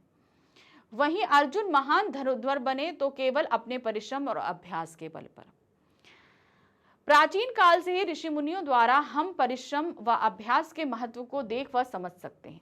आज के आधुनिक युग में भी परिश्रम और अभ्यास की महत्ता उतनी ही अधिक है। आप लोग से भी बोलते हैं ना कि भाई कुछ भी किया है प्रैक्टिस करो, क्योंकि ये प्रैक्टिस ही आपको आपके टारगेट तक लेकर जाएगी। अगर आप प्रैक्टिस नहीं करोगे, क्वेश्चंस की बार बार पढ़ोगे नहीं, तो चीज़ें आपके दिमाग में चीज़ें सेटल डाउन नहीं होंगी, आपको ठीक से समझ में भी नहीं आएंगी।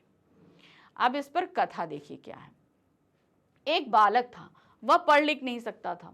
उसके सहपाठी उसका मजाक उड़ाते थे। वह बहुत दुखी रहता था। होता है भाई, क्लासेस में बहुत सारे बच्चे वीक होते हैं, उसी तरीके से था।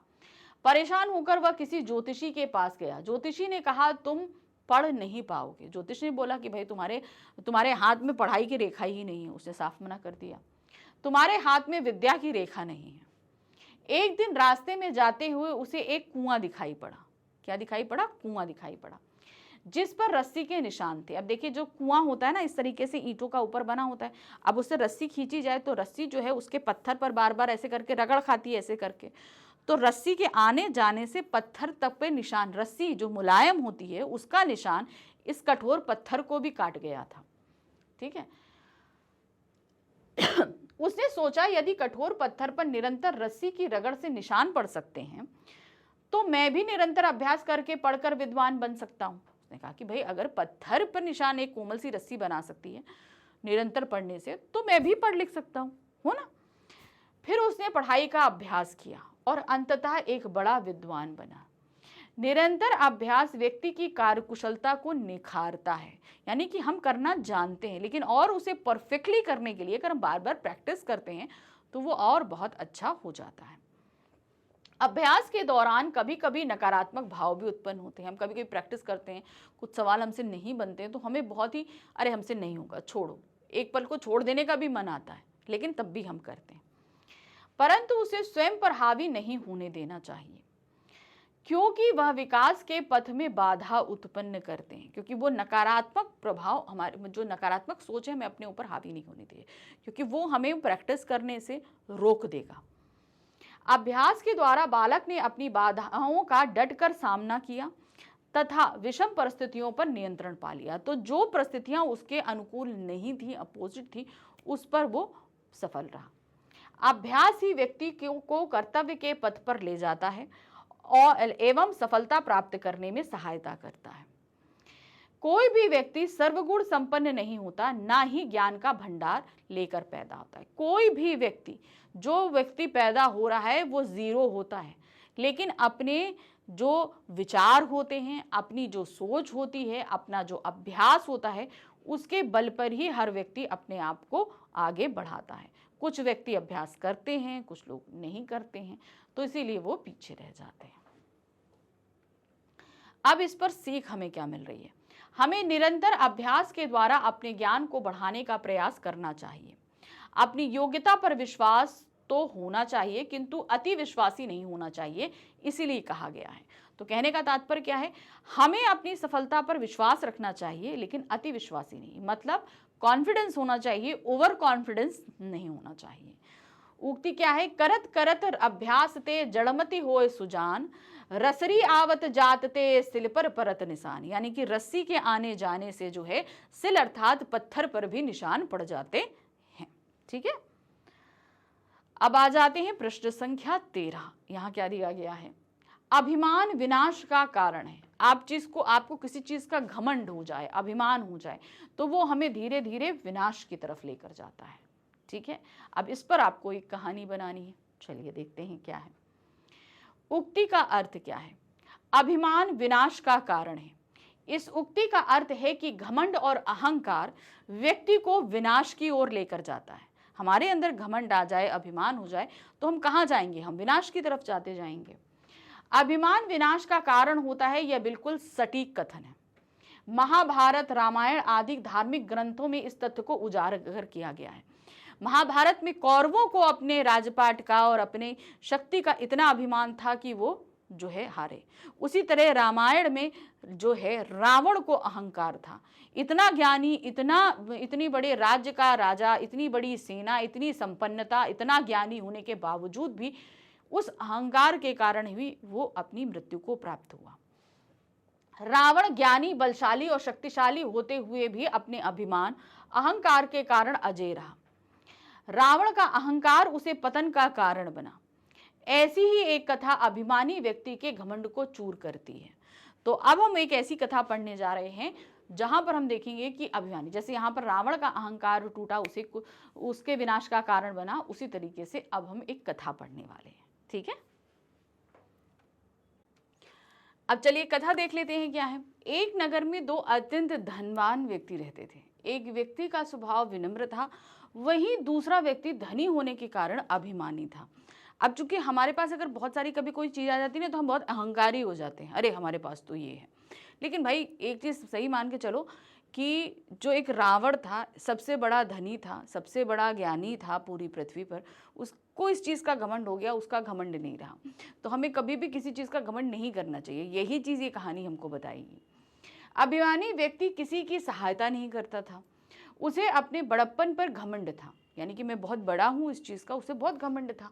वहीं दूसरी ओर विनम्र धनी व्यक्ति विनम्रता पूर्वक सबकी सहायता करने के लिए हमेशा तत्पर रहता था, कि कोई भी व्यक्ति आए, उसको अगर हेल्प चाहिए तो वो हेल्प कर दिया करता था। एक दिन अचानक रात को अभिमानी व्यक्ति को सांप काटने से तबीयत बिगड़ने लगी। तो जो बहुत ज़्यादा घमंडी था ना, अभिमानी था, उसको सांप काट लिया और उसकी तबीयत बिगड़ने लगी। उस समय उसके पास घर का कोई सदस्य नहीं था, कोई उसके घर वाला था ही नहीं। वह दर्द से करहा रहा था, सांप का विष उसके शरीर में फैलता जा रहा था। तभी एक गरीब किसान ने वहां से गुजरते हुए घर से आ रही आवाज सुनी। पास जाकर उसने उस अभिमानी व्यक्ति की बिगड़ती हुई हालत को देखा। उसने तुरंत सांप का विष निकाला और विनम्र धनी व्यक्ति को सूचित किया कि भाई, उसने सांप का जहर तो निकाल दिया, लेकिन उस धनी व्यक्ति को सूचित किया। वह उसी समय उस व्यक्ति को अस्पताल ले गया तथा उसकी जान बचा ली। तभी अभिमानी व्यक्ति को अपने अभिमान पर पश्चाताप हुआ। उसने सबसे माफ़ी मांगी और सबको धन्यवाद दिया। अगर वो जैसे अभिमानी व्यक्ति था, वो सबकी हेल्प नहीं कर रहा था, अगर इसी तरीके से कोई व्यक्ति, सभी ऐसे व्यक्ति हो जाते, किसी की हेल्प नहीं करते, तो वो किसान उसका जहर ना निकालता और ना ही वो धनी व्यक्ति, जो विनम्र व्यक्ति है, वो उसे अस्पताल ले जाता। तो इस तरीके से उसकी जान चली जाती। तो उसको बाद में ये चीज़ समझ में आया कि जब हमें और हमको संपन्नता दी है तो इसलिए ताकि हम सबकी मदद कर सके। अब इसे सीख क्या मिलती है? वस्तुतः यह कथा हमें संदेश देती है कि जो लोग घमंड और अहंकार में रहते हैं, उनका सर्वथा सर्वनाश होता है, हमेशा बिगड़ता है। और जो व्यक्ति शक्तिशाली बलशाली होने पर घमंड ना करके सबकी सहायता करते हैं वे सर्वदा विजयी होते हैं, यानी कि उनकी हमेशा जीत होती है, हमेशा सब उसकी वाहवाही करते हैं, है ना। तो हमेशा हमें ऐसा रहना चाहिए कि सबको हम हेल्प कर सकें।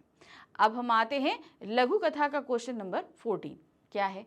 एक मौलिक कथा लिखिए जिसका आधार निम्नलिखित उक्ति हो। चलिए देखें। जाको राखे साइया मार सके ना कोई, बाल न बांका कर सके जो जग बैरी होए।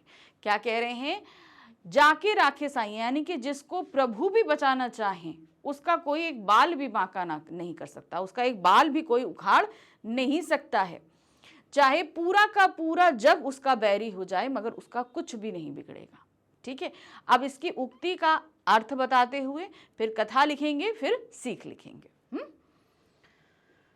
उक्ति का अर्थ है, प्रस्तुत उक्ति का अर्थ है कि भगवान जिसके रक्षक हैं उसका कोई कुछ नहीं बिगाड़ सकता, अर्थात जिस पर ईश्वर की कृपा दृष्टि होती है उसका कोई बाल भी बांका नहीं कर सकता है। ठीक है, उसका कोई एक बाल भी नहीं उखाड़ सकता।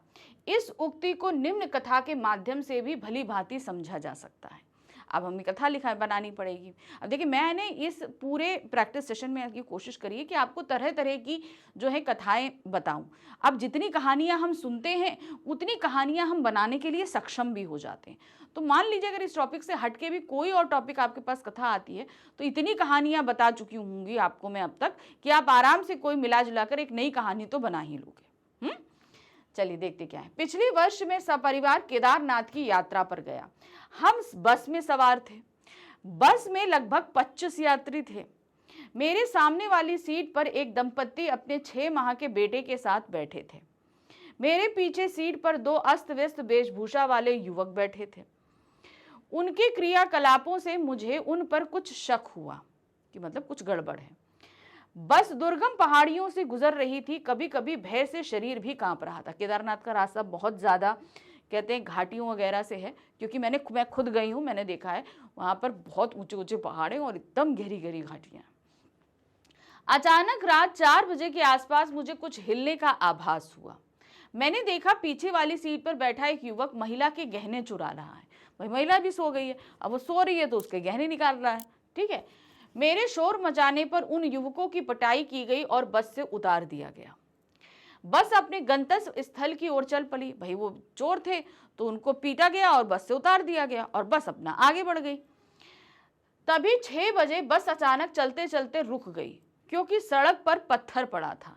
अब ऊपर से पत्थर भी आते रहते हैं, कभी लोग लूटने के चक्कर से भी हो जाते हैं। हम कुछ समझ पाते इससे पहले ही 4-5 युवकों ने बस पर धावा बोल दिया। अब जिन युवकों को उतारा गया था वो और लोगों को लाके वहां पे आ गए। उनमें वे 2 युवक भी शामिल थे जिन्हें हमने बस से उतारा था। इस हाथापाई में ड्राइवर ने बस चला दी ताकि 2 किमी दूर स्थित पुलिस चौकी तक पहुंच सकें, पर युवकों ने ड्राइवर को मारा और लूटपाट करने लगे। इसी घटनाक्रम में बस का नियंत्रण बिगड़ गया और बस खाई में फंस गई। होता है ना भाई, पेड़ भी हैं वहां पर, बहुत कुछ है, तो जब बस गिरी तो खाई में, लेकिन बीच में फंस गई। उनमें वे 2 युवक और दंपत्ति का बालक बस से नीचे गिर गया। तो वो जो 6 महीने का बच्चा था ना, वो 2 युवक जो ड्राइवर के साथ मारपीट कर रहे थे वो भी खाई में गिरे और साथ साथ में वो छोटा बच्चा भी गिर गया। दोनों युवक गहराई में गिरने पर प्राण गंवा बैठे, परंतु बालक एक झाड़ी में फंस गया। वो छोटा सा बच्चा एक झाड़ी में अटक गया और उसकी जान बचा ली गई। तभी किसी के द्वारा सूचना देने के कारण वहां पुलिस पहुंच गई और बाकी लुटेरों को गिरफ्तार करके ले गई। मुझे और ड्राइवर को थोड़े उपचार के बाद अस्पताल से जाने दिया गया। ड्राइवर और हम सभी यात्री पुनः केदारनाथ की ओर रवाना हुए। बस यात्री उस बच्चे में साक्षात परमात्मा का अनुभव कर रोमांचित थे कि खुद स्वयं साक्षात ईश्वर हमारे साथ चल रहे हैं। दंपत्ति के चेहरे पर भय प्रतीत हो रहा था, परंतु दंपत्ति की सच्चाई भक्ति भावना ने उनके बच्चे की जिंदगी बचा ली और उन दुष्कर्मी युवकों को अपने कर्मों की सजा भोगनी पड़ी। आप गलत करोगे तो आपके साथ भी गलत होगा, यही हुआ। उस बालक को सुरक्षित देखकर मुझे पूर्ण विश्वास हो गया कि जाको राखे साइया मार सके ना कोई, बाल न बांका कर सके जो जग बैरी हुए। अब इतनी ऊंचाई से गिर के वो 2 युवक मर गए तो वो बच्चा भी मर सकता था, लेकिन उसके ऊपर ईश्वर की कृपा थी, ईश्वर ने उसे बचा लिया। इस घटना के उपरांत परम पिता के प्रति मेरी श्रद्धा और विश्वास में और भी वृद्धि हो गई। सीख है, प्रस्तुत कथा हमें यह सीख मिलती है कि हमें भगवान पर विश्वास रखना चाहिए। यदि भगवान हमसे प्रसन्न होंगे हैं तो कोई भी हमारा कुछ नहीं बिगाड़ सकता। और साथ ही साथ एक सीख ये भी मिलती है कि बुरे कर्मों का नतीजा हमेशा बुरा ही भोगना पड़ता है। मन सच्चा रखिए तो सब कुछ अच्छा रहता है ना।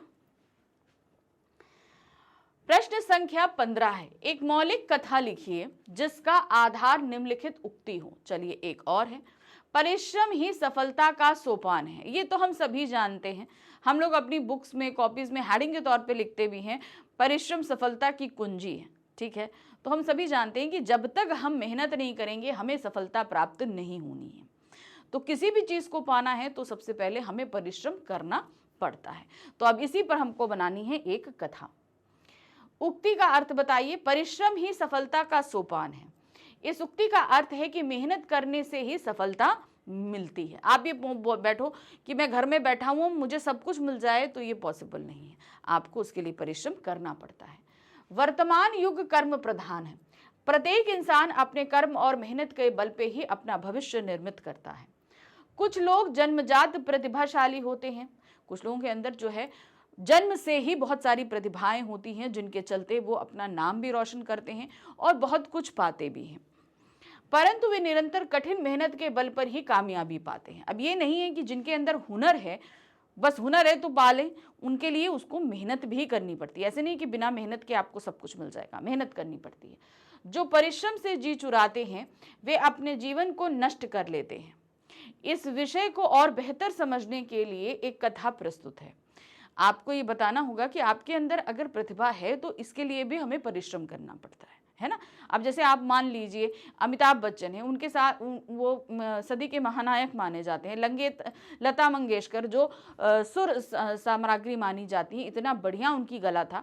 अगर वो लोग घर में बैठे रहते, परिश्रम नहीं करते, तो क्या वो सफलता प्राप्त करते, अपना नाम कमा पाते आज? तो उनको भी परिश्रम करना पड़ता है।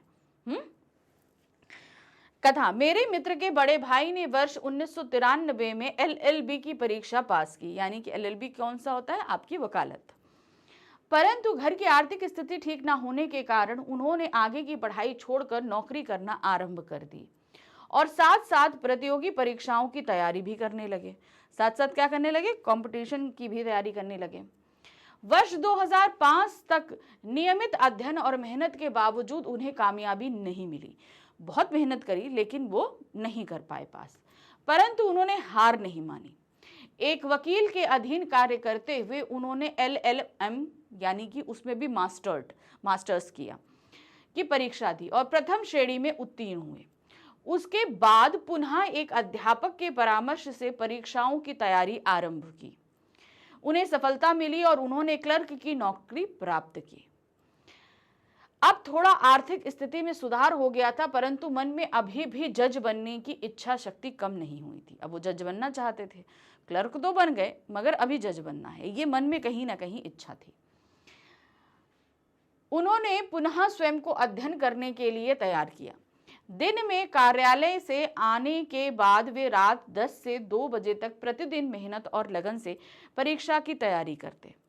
अपने शुरू के प्रयासों में उन्हें असफलता मिली, वह मायूस तो हुए परंतु स्वयं पर उन्हें पूरा विश्वास था। कहते हैं ना कि जब आप किसी चीज को पाते हो तो बहुत सारे हडल्स आते हैं, तो उन हडल से अगर आप घबरा जाओगे तो आगे नहीं बढ़ोगे। तो शुरू में उन्हें असफलता मिली लेकिन उन्होंने तब भी हार नहीं मानी, पूरा विश्वास रखा कि मैं कर सकता हूं।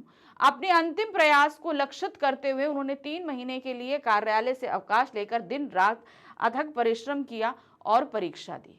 2 महीने पश्चात रिजल्ट आया और इस बार उनकी मेहनत और विश्वास का फल उन्हें मिला। उन्होंने प्रथम रैंक के साथ जज की परीक्षा पास करी और परमात्मा की कृपा से उनको हमारे शहर में ही पद संभालने का अवसर मिला। नियमित अभ्यास, कठोर परिश्रम और आत्मविश्वास से उन्हें लक्ष्य की प्राप्ति हुई।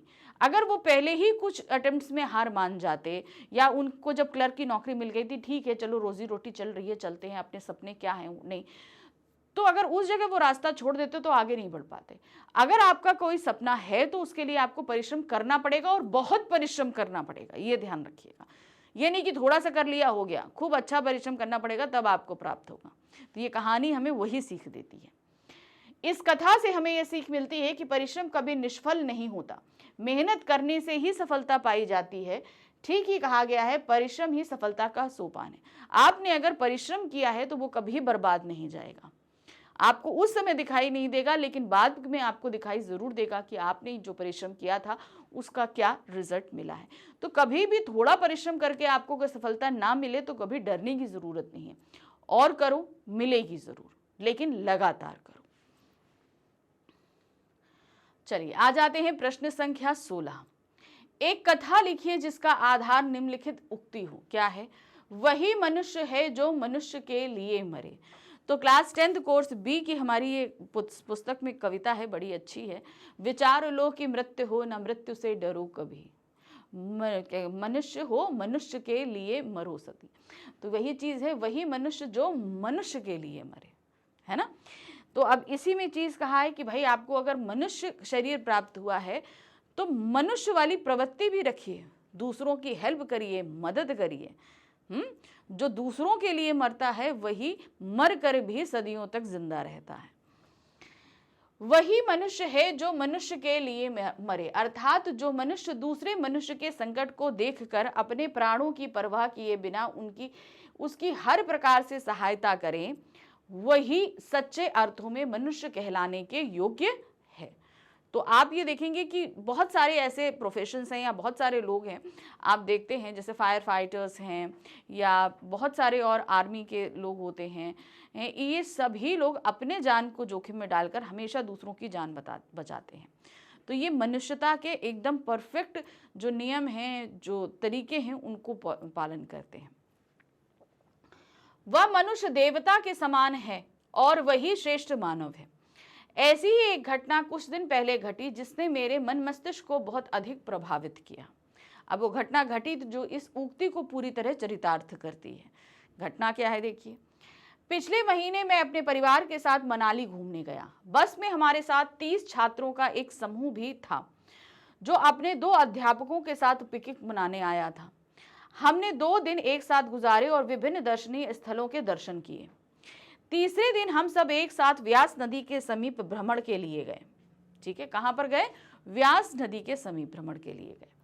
मेरे पिताजी ने नदी के बीच जाने से मना कर दिया। देखिए, कभी भी पानी के साथ खिलवाड़ नहीं करना चाहिए, ये बड़े बुजुर्ग कहते हैं, पानी का हमेशा सम्मान करो। वही घटना यहाँ आपको घटेगी।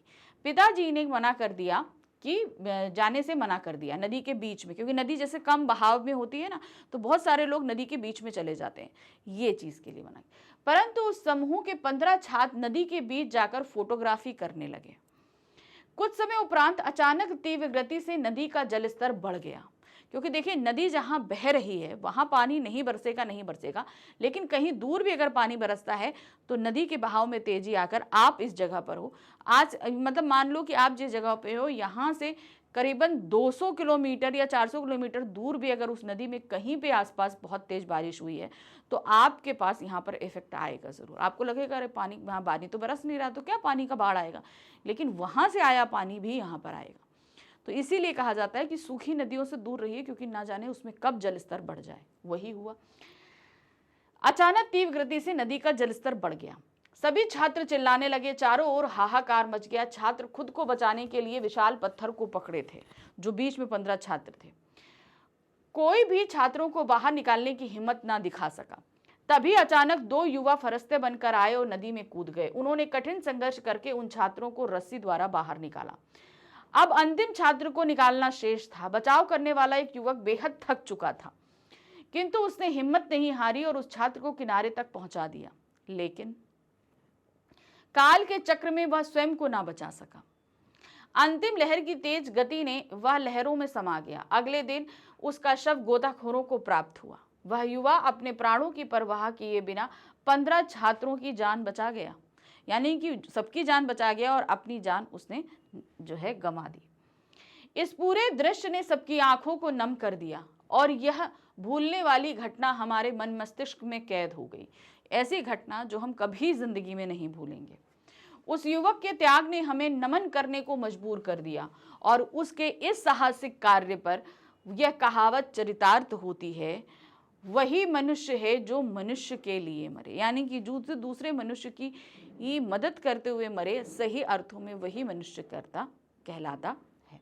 अब इस कथा से हमें सीख क्या मिलती है? इस कथा से हमें यह शिक्षा मिलती है कि हमें जीवन में परोपकार को अपनाना चाहिए और दूसरों की सहायता करनी चाहिए, क्योंकि वास्तव में वही मनुष्य है जो दूसरों की संकट में सहायता करता है। जो व्यक्ति दूसरों की संकट में सहायता कर सकता है, एक्चुअल वही भाई हमारे पास अगर इतनी कैपेबिलिटी है कि हम दूसरे की हेल्प कर सकते हैं तो हमें करनी चाहिए। प्रश्न संख्या 17 है, एक मौलिक कथा लिखिए जिसका आधार निम्नलिखित उक्ति हो। क्या है? दूर के ढोल सुहावने। अक्सर क्या होता है ना, बहुत सारी चीज़ों को देखकर हमें लगता है अरे वो ज़्यादा अच्छा है, मेरे पास जो है अच्छा नहीं। जो चीज़ हमें दूर से दिखाई देती है वो हमें हमेशा अच्छी दिखाई देती है। ठीक है, उक्ति का अर्थ है दूर के ढोल सुहावने। इस उक्ति का अर्थ है कि दूर से सब आकर्षक और लुभावना लगता है। कोई भी चीज़ हो हमें बड़ी सुंदर और बहुत अच्छी लगेगी, लेकिन पास जाने पर ही वास्तविकता का पता चलता है। यह एक कटु सत्य है कि मानव का वास्तविक परिचय उसके व्यवहार व आचरण से ही पता चलता है, अन्यथा दूर से तो वह आकर्षक ही प्रतीत होते हैं। उपर्युक्त उक्ति इसी का पर्याय है जिसकी पुष्टि हेतु कथा प्रस्तुत है। अब देखिए क्या है ना, आप देखते हैं ना, आप बाहर निकलते हैं, जाते हैं, बहुत सारे लोगों से मिलते हैं। बहुत सारे लोग व्यक्तित्व में देखने में बहुत अच्छे लगते हैं, देखने में बहुत अच्छे लग रहे हैं, बहुत अच्छा ड्रेसअप है, बहुत स्मार्ट लग रहे हैं और आप उनके प्रति आकर्षित भी हो जाते हैं। लेकिन जब आप उस व्यक्ति से बात करेंगे, उसकी सोच को देखेंगे, उसको विचार को देखेंगे, तो आप कहेंगे कि नहीं, ये व्यक्ति अच्छा नहीं है। तो देखने में चीज़ें हमेशा आकर्षक होती हैं, लेकिन उसके अंदर क्या होता है ये अलग चीज़ है। अब जैसे दाल चावल सब्जी रोटी आपको देखने में अच्छा नहीं लगेगा, बड़ा बोर में लगेगा। इवन कभी कभी आप लोगों बहुतों को तो टेस्ट में भी नहीं अच्छा लगता होगा, लेकिन जो बर्गर पिज्ज़ा है देखने में भी अटेंटिव है और खाने में भी बड़ा अच्छा है, लेकिन उसकी तासीर कितनी खराब है। कहने का मतलब है वो हमारे शरीर को, दाल चावल सब्जी रोटी हमारे शरीर को पोषण देता है, पौष्टिकता देता है, मजबूत बनाता है, लेकिन वो बर्गर जो देखने में आकर्षक था, खाने में टेस्टी था, लेकिन वो हमारे शरीर को कितना नुकसान पहुंचाता है। समझ में आया ना?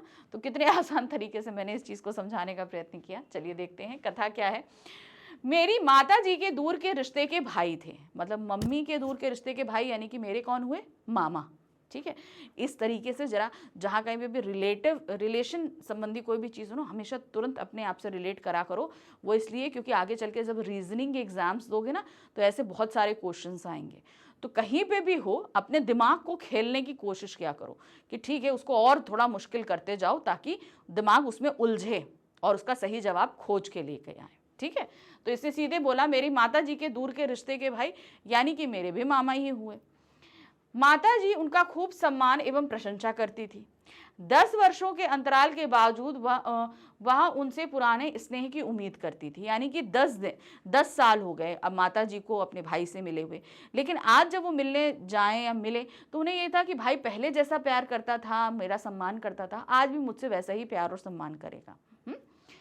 वह उनके बारे में सदैव यही कहती थी कि वे अत्यंत नेक व मिलनसार हैं।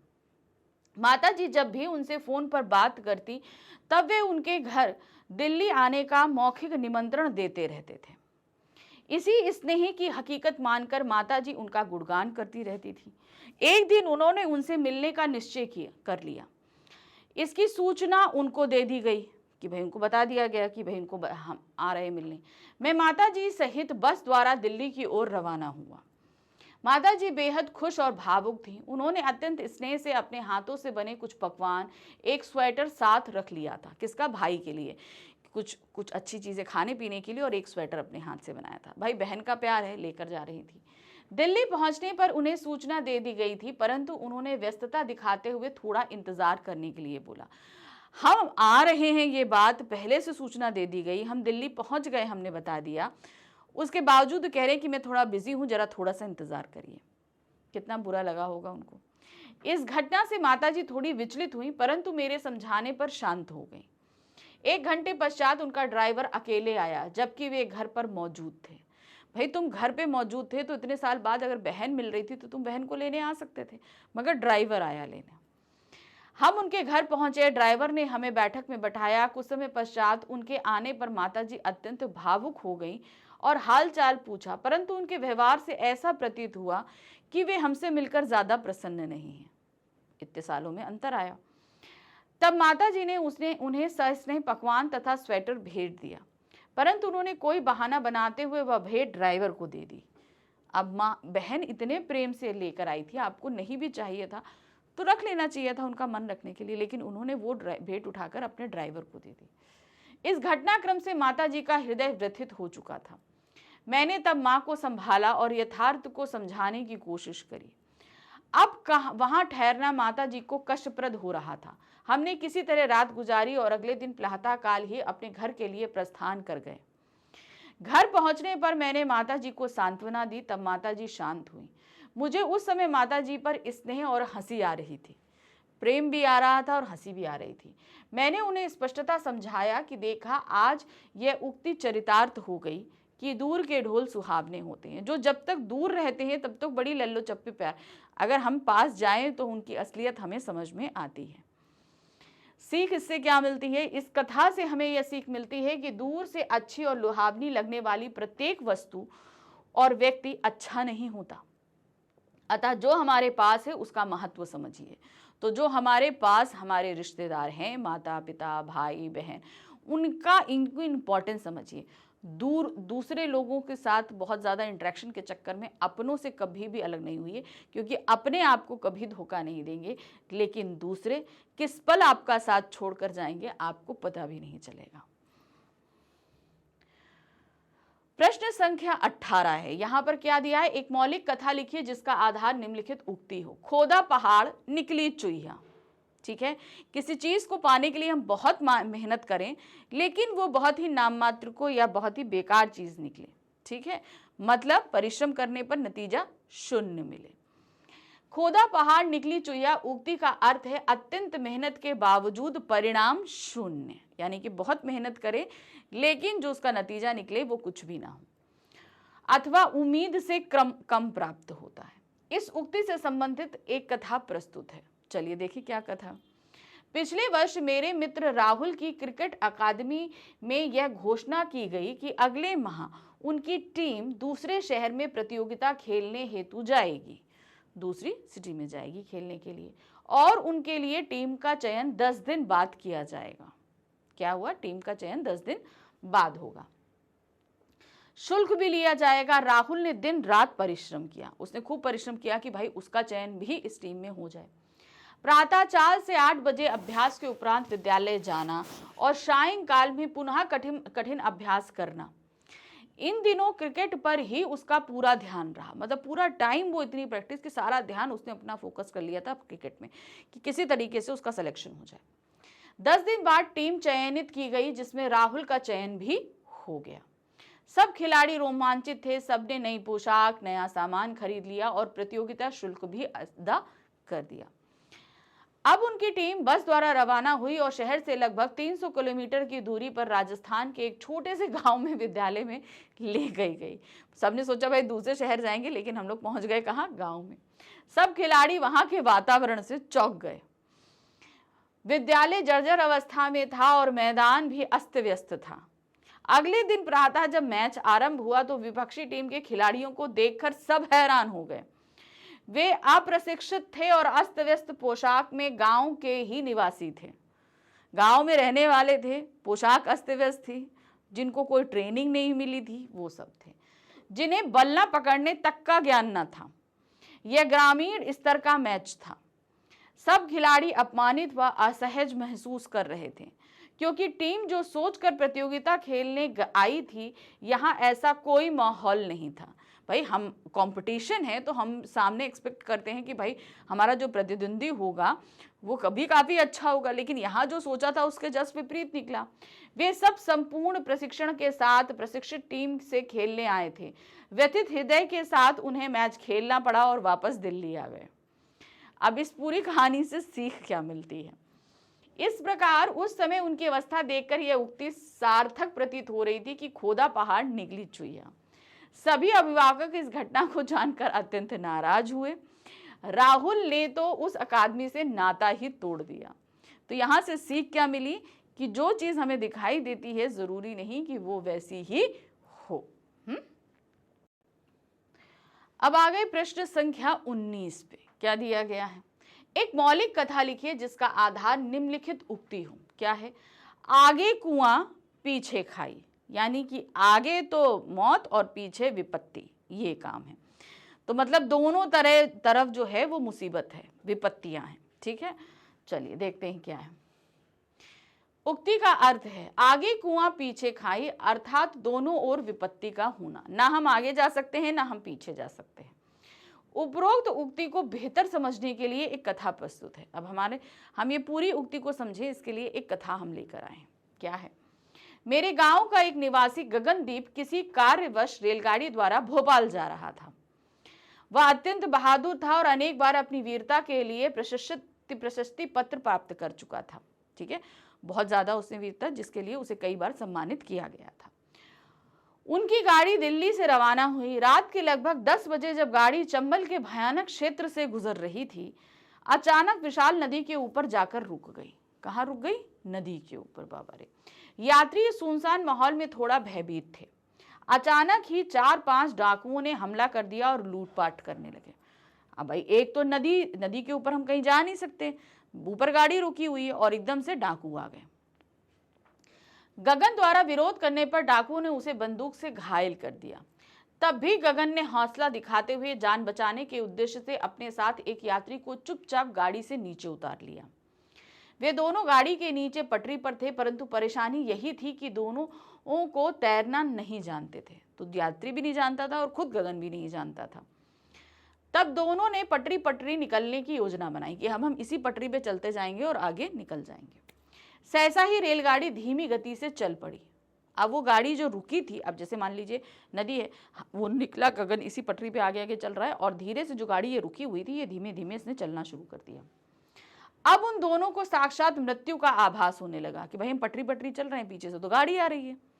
डर गए, दोनों पटरी से लटक गए। अब वे ना तो नदी में कूद सकते थे और ना ही गाड़ी पर चढ़ सकते थे। उनकी अवस्था देखकर यह कहावत साक्षात प्रतीत हो रही थी कि आगे कुआं पीछे खाई। मतलब अगर पटरी को छोड़ते हैं तो नदी में कूदते हैं कि उनकी जान चली जाएगी, तैरना नहीं आता, ऊपर से रेलगाड़ी गुजर रही है, तो मतलब दोनों तरफ विपत्ति थी। तभी शायद किसी ने सूचना देने पर क्षेत्रीय पुलिस ने आकर डाकुओं को मार भगाया और उन दोनों को भी सकुशल बचा लिया। तत्पश्चात सभी यात्री गंतव्य स्थल की ओर रवाना हो गए। यानी कि इस तरीके से कहीं जाकर सबकी जान बची, लेकिन तब भी काफी लोग घायल हो चुके थे, लूटपाट हो चुकी थी। अब इससे सीख क्या मिलती है?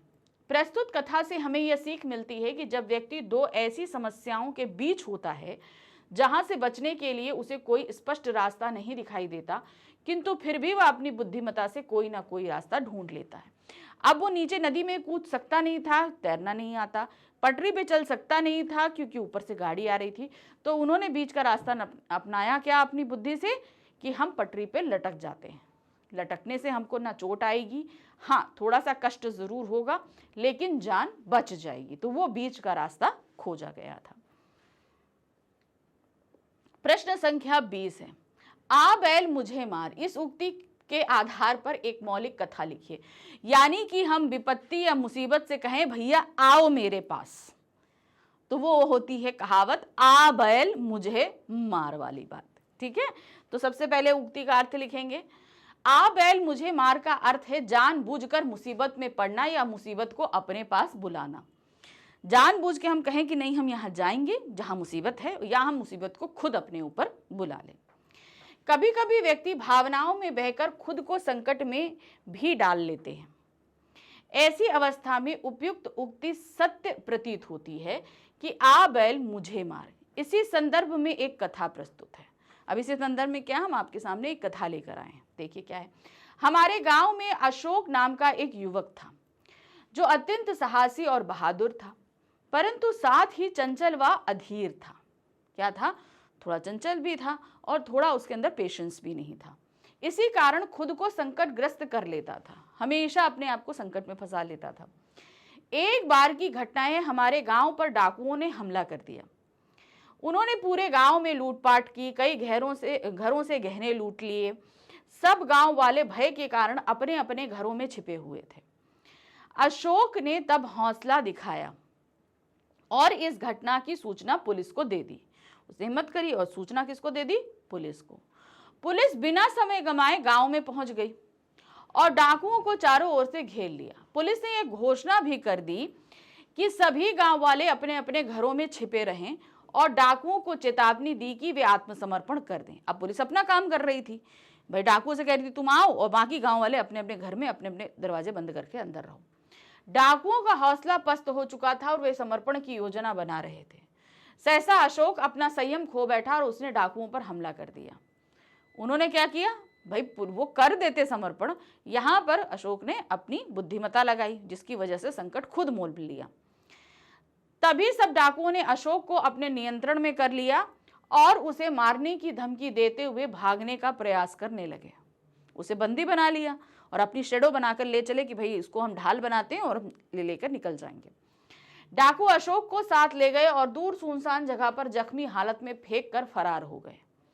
पुलिस ने अशोक का इलाज करवाया। कुछ स्वस्थ होने पर पुलिस ने व्यंग्यात्मक शब्दों में से अशोक को कहा कि अपनी अधीरता के कारण आपने अपने प्राण संकट में डाल लिए और डाकू भी भागने में कामयाब हो गए। यदि अशोक स्वयं को संयमित रखता तो पुलिस अपने अभियान में सफल होती और अशोक के प्राणों को भी खतरा नहीं होता, अशोक के प्राण भी बच जाते।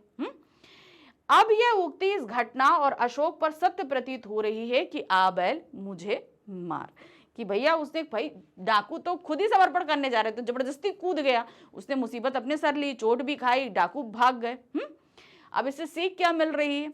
इस कथा से हमें यह शिक्षा मिलती है कि बिना सोचे विचारे कार्य करके मुसीबत में नहीं पड़ना चाहिए, बिना सोचे मुसीबत को मोल नहीं लेना चाहिए। तो इस तरीके से आज हमने खत्म कर लिया अपना लघु कथा लेखन, जिसमें हमने कितने तरह की, कितने सारे टॉपिक्स की कथाओं को करा। ये कथाएं आपको हम ये नहीं कह रहे कि इन्हीं में से आपके एग्जाम में आ जाएगा, लेकिन हाँ, जितने तरह की मैंने आपको कहानियां बनाकर सब करके बताया, इतने में तो आपको बहुत सारे आइडिया आने लगने चाहिए कि कोई भी टॉपिक दे दो तो आप इनको मिला जुला कर कोई ना कोई कथा बना लोगे। हाँ, एक चीज़ ध्यान रखना, वैसे तो मैंने यहाँ 20 करीबन कराई हैं, अब ज़रूरी नहीं है कि यही आ जाए, कभी कोई सूक्ति ऐसी आ सकती है, कोई भी चीज़ है जो आपने पढ़ी हो पहले से, तो उसको कथा में तब्दील करना, इसके लिए बहुत ज़रूरी होता है आपकी काल्पनिक शक्ति का। तो हमेशा हम लोग कहानी तो बना ही लेते हैं, बचपन से बनाते आते हैं, तो बस उसी पावर का वहाँ इस्तेमाल करना है, ठीक है। तो इसी तरीके से अभी हमारा लेखन का एक टॉपिक और ख़त्म हुआ। अब हमारा जो नेक्स्ट टॉपिक आने वाला है वो है सौवृत्त लेखन, जहाँ का हम करेंगे मतलब कि बायोडेटा किस तरीके से बनाया जाता है, क्या किया जाता है, ये हम बता चुके हैं, लेकिन अलग अलग टॉपिक्स पे बायोडेटा बनाना अब हम नेक्स्ट वीडियो पे देखेंगे, ठीक है। Thank you for watching, bye bye.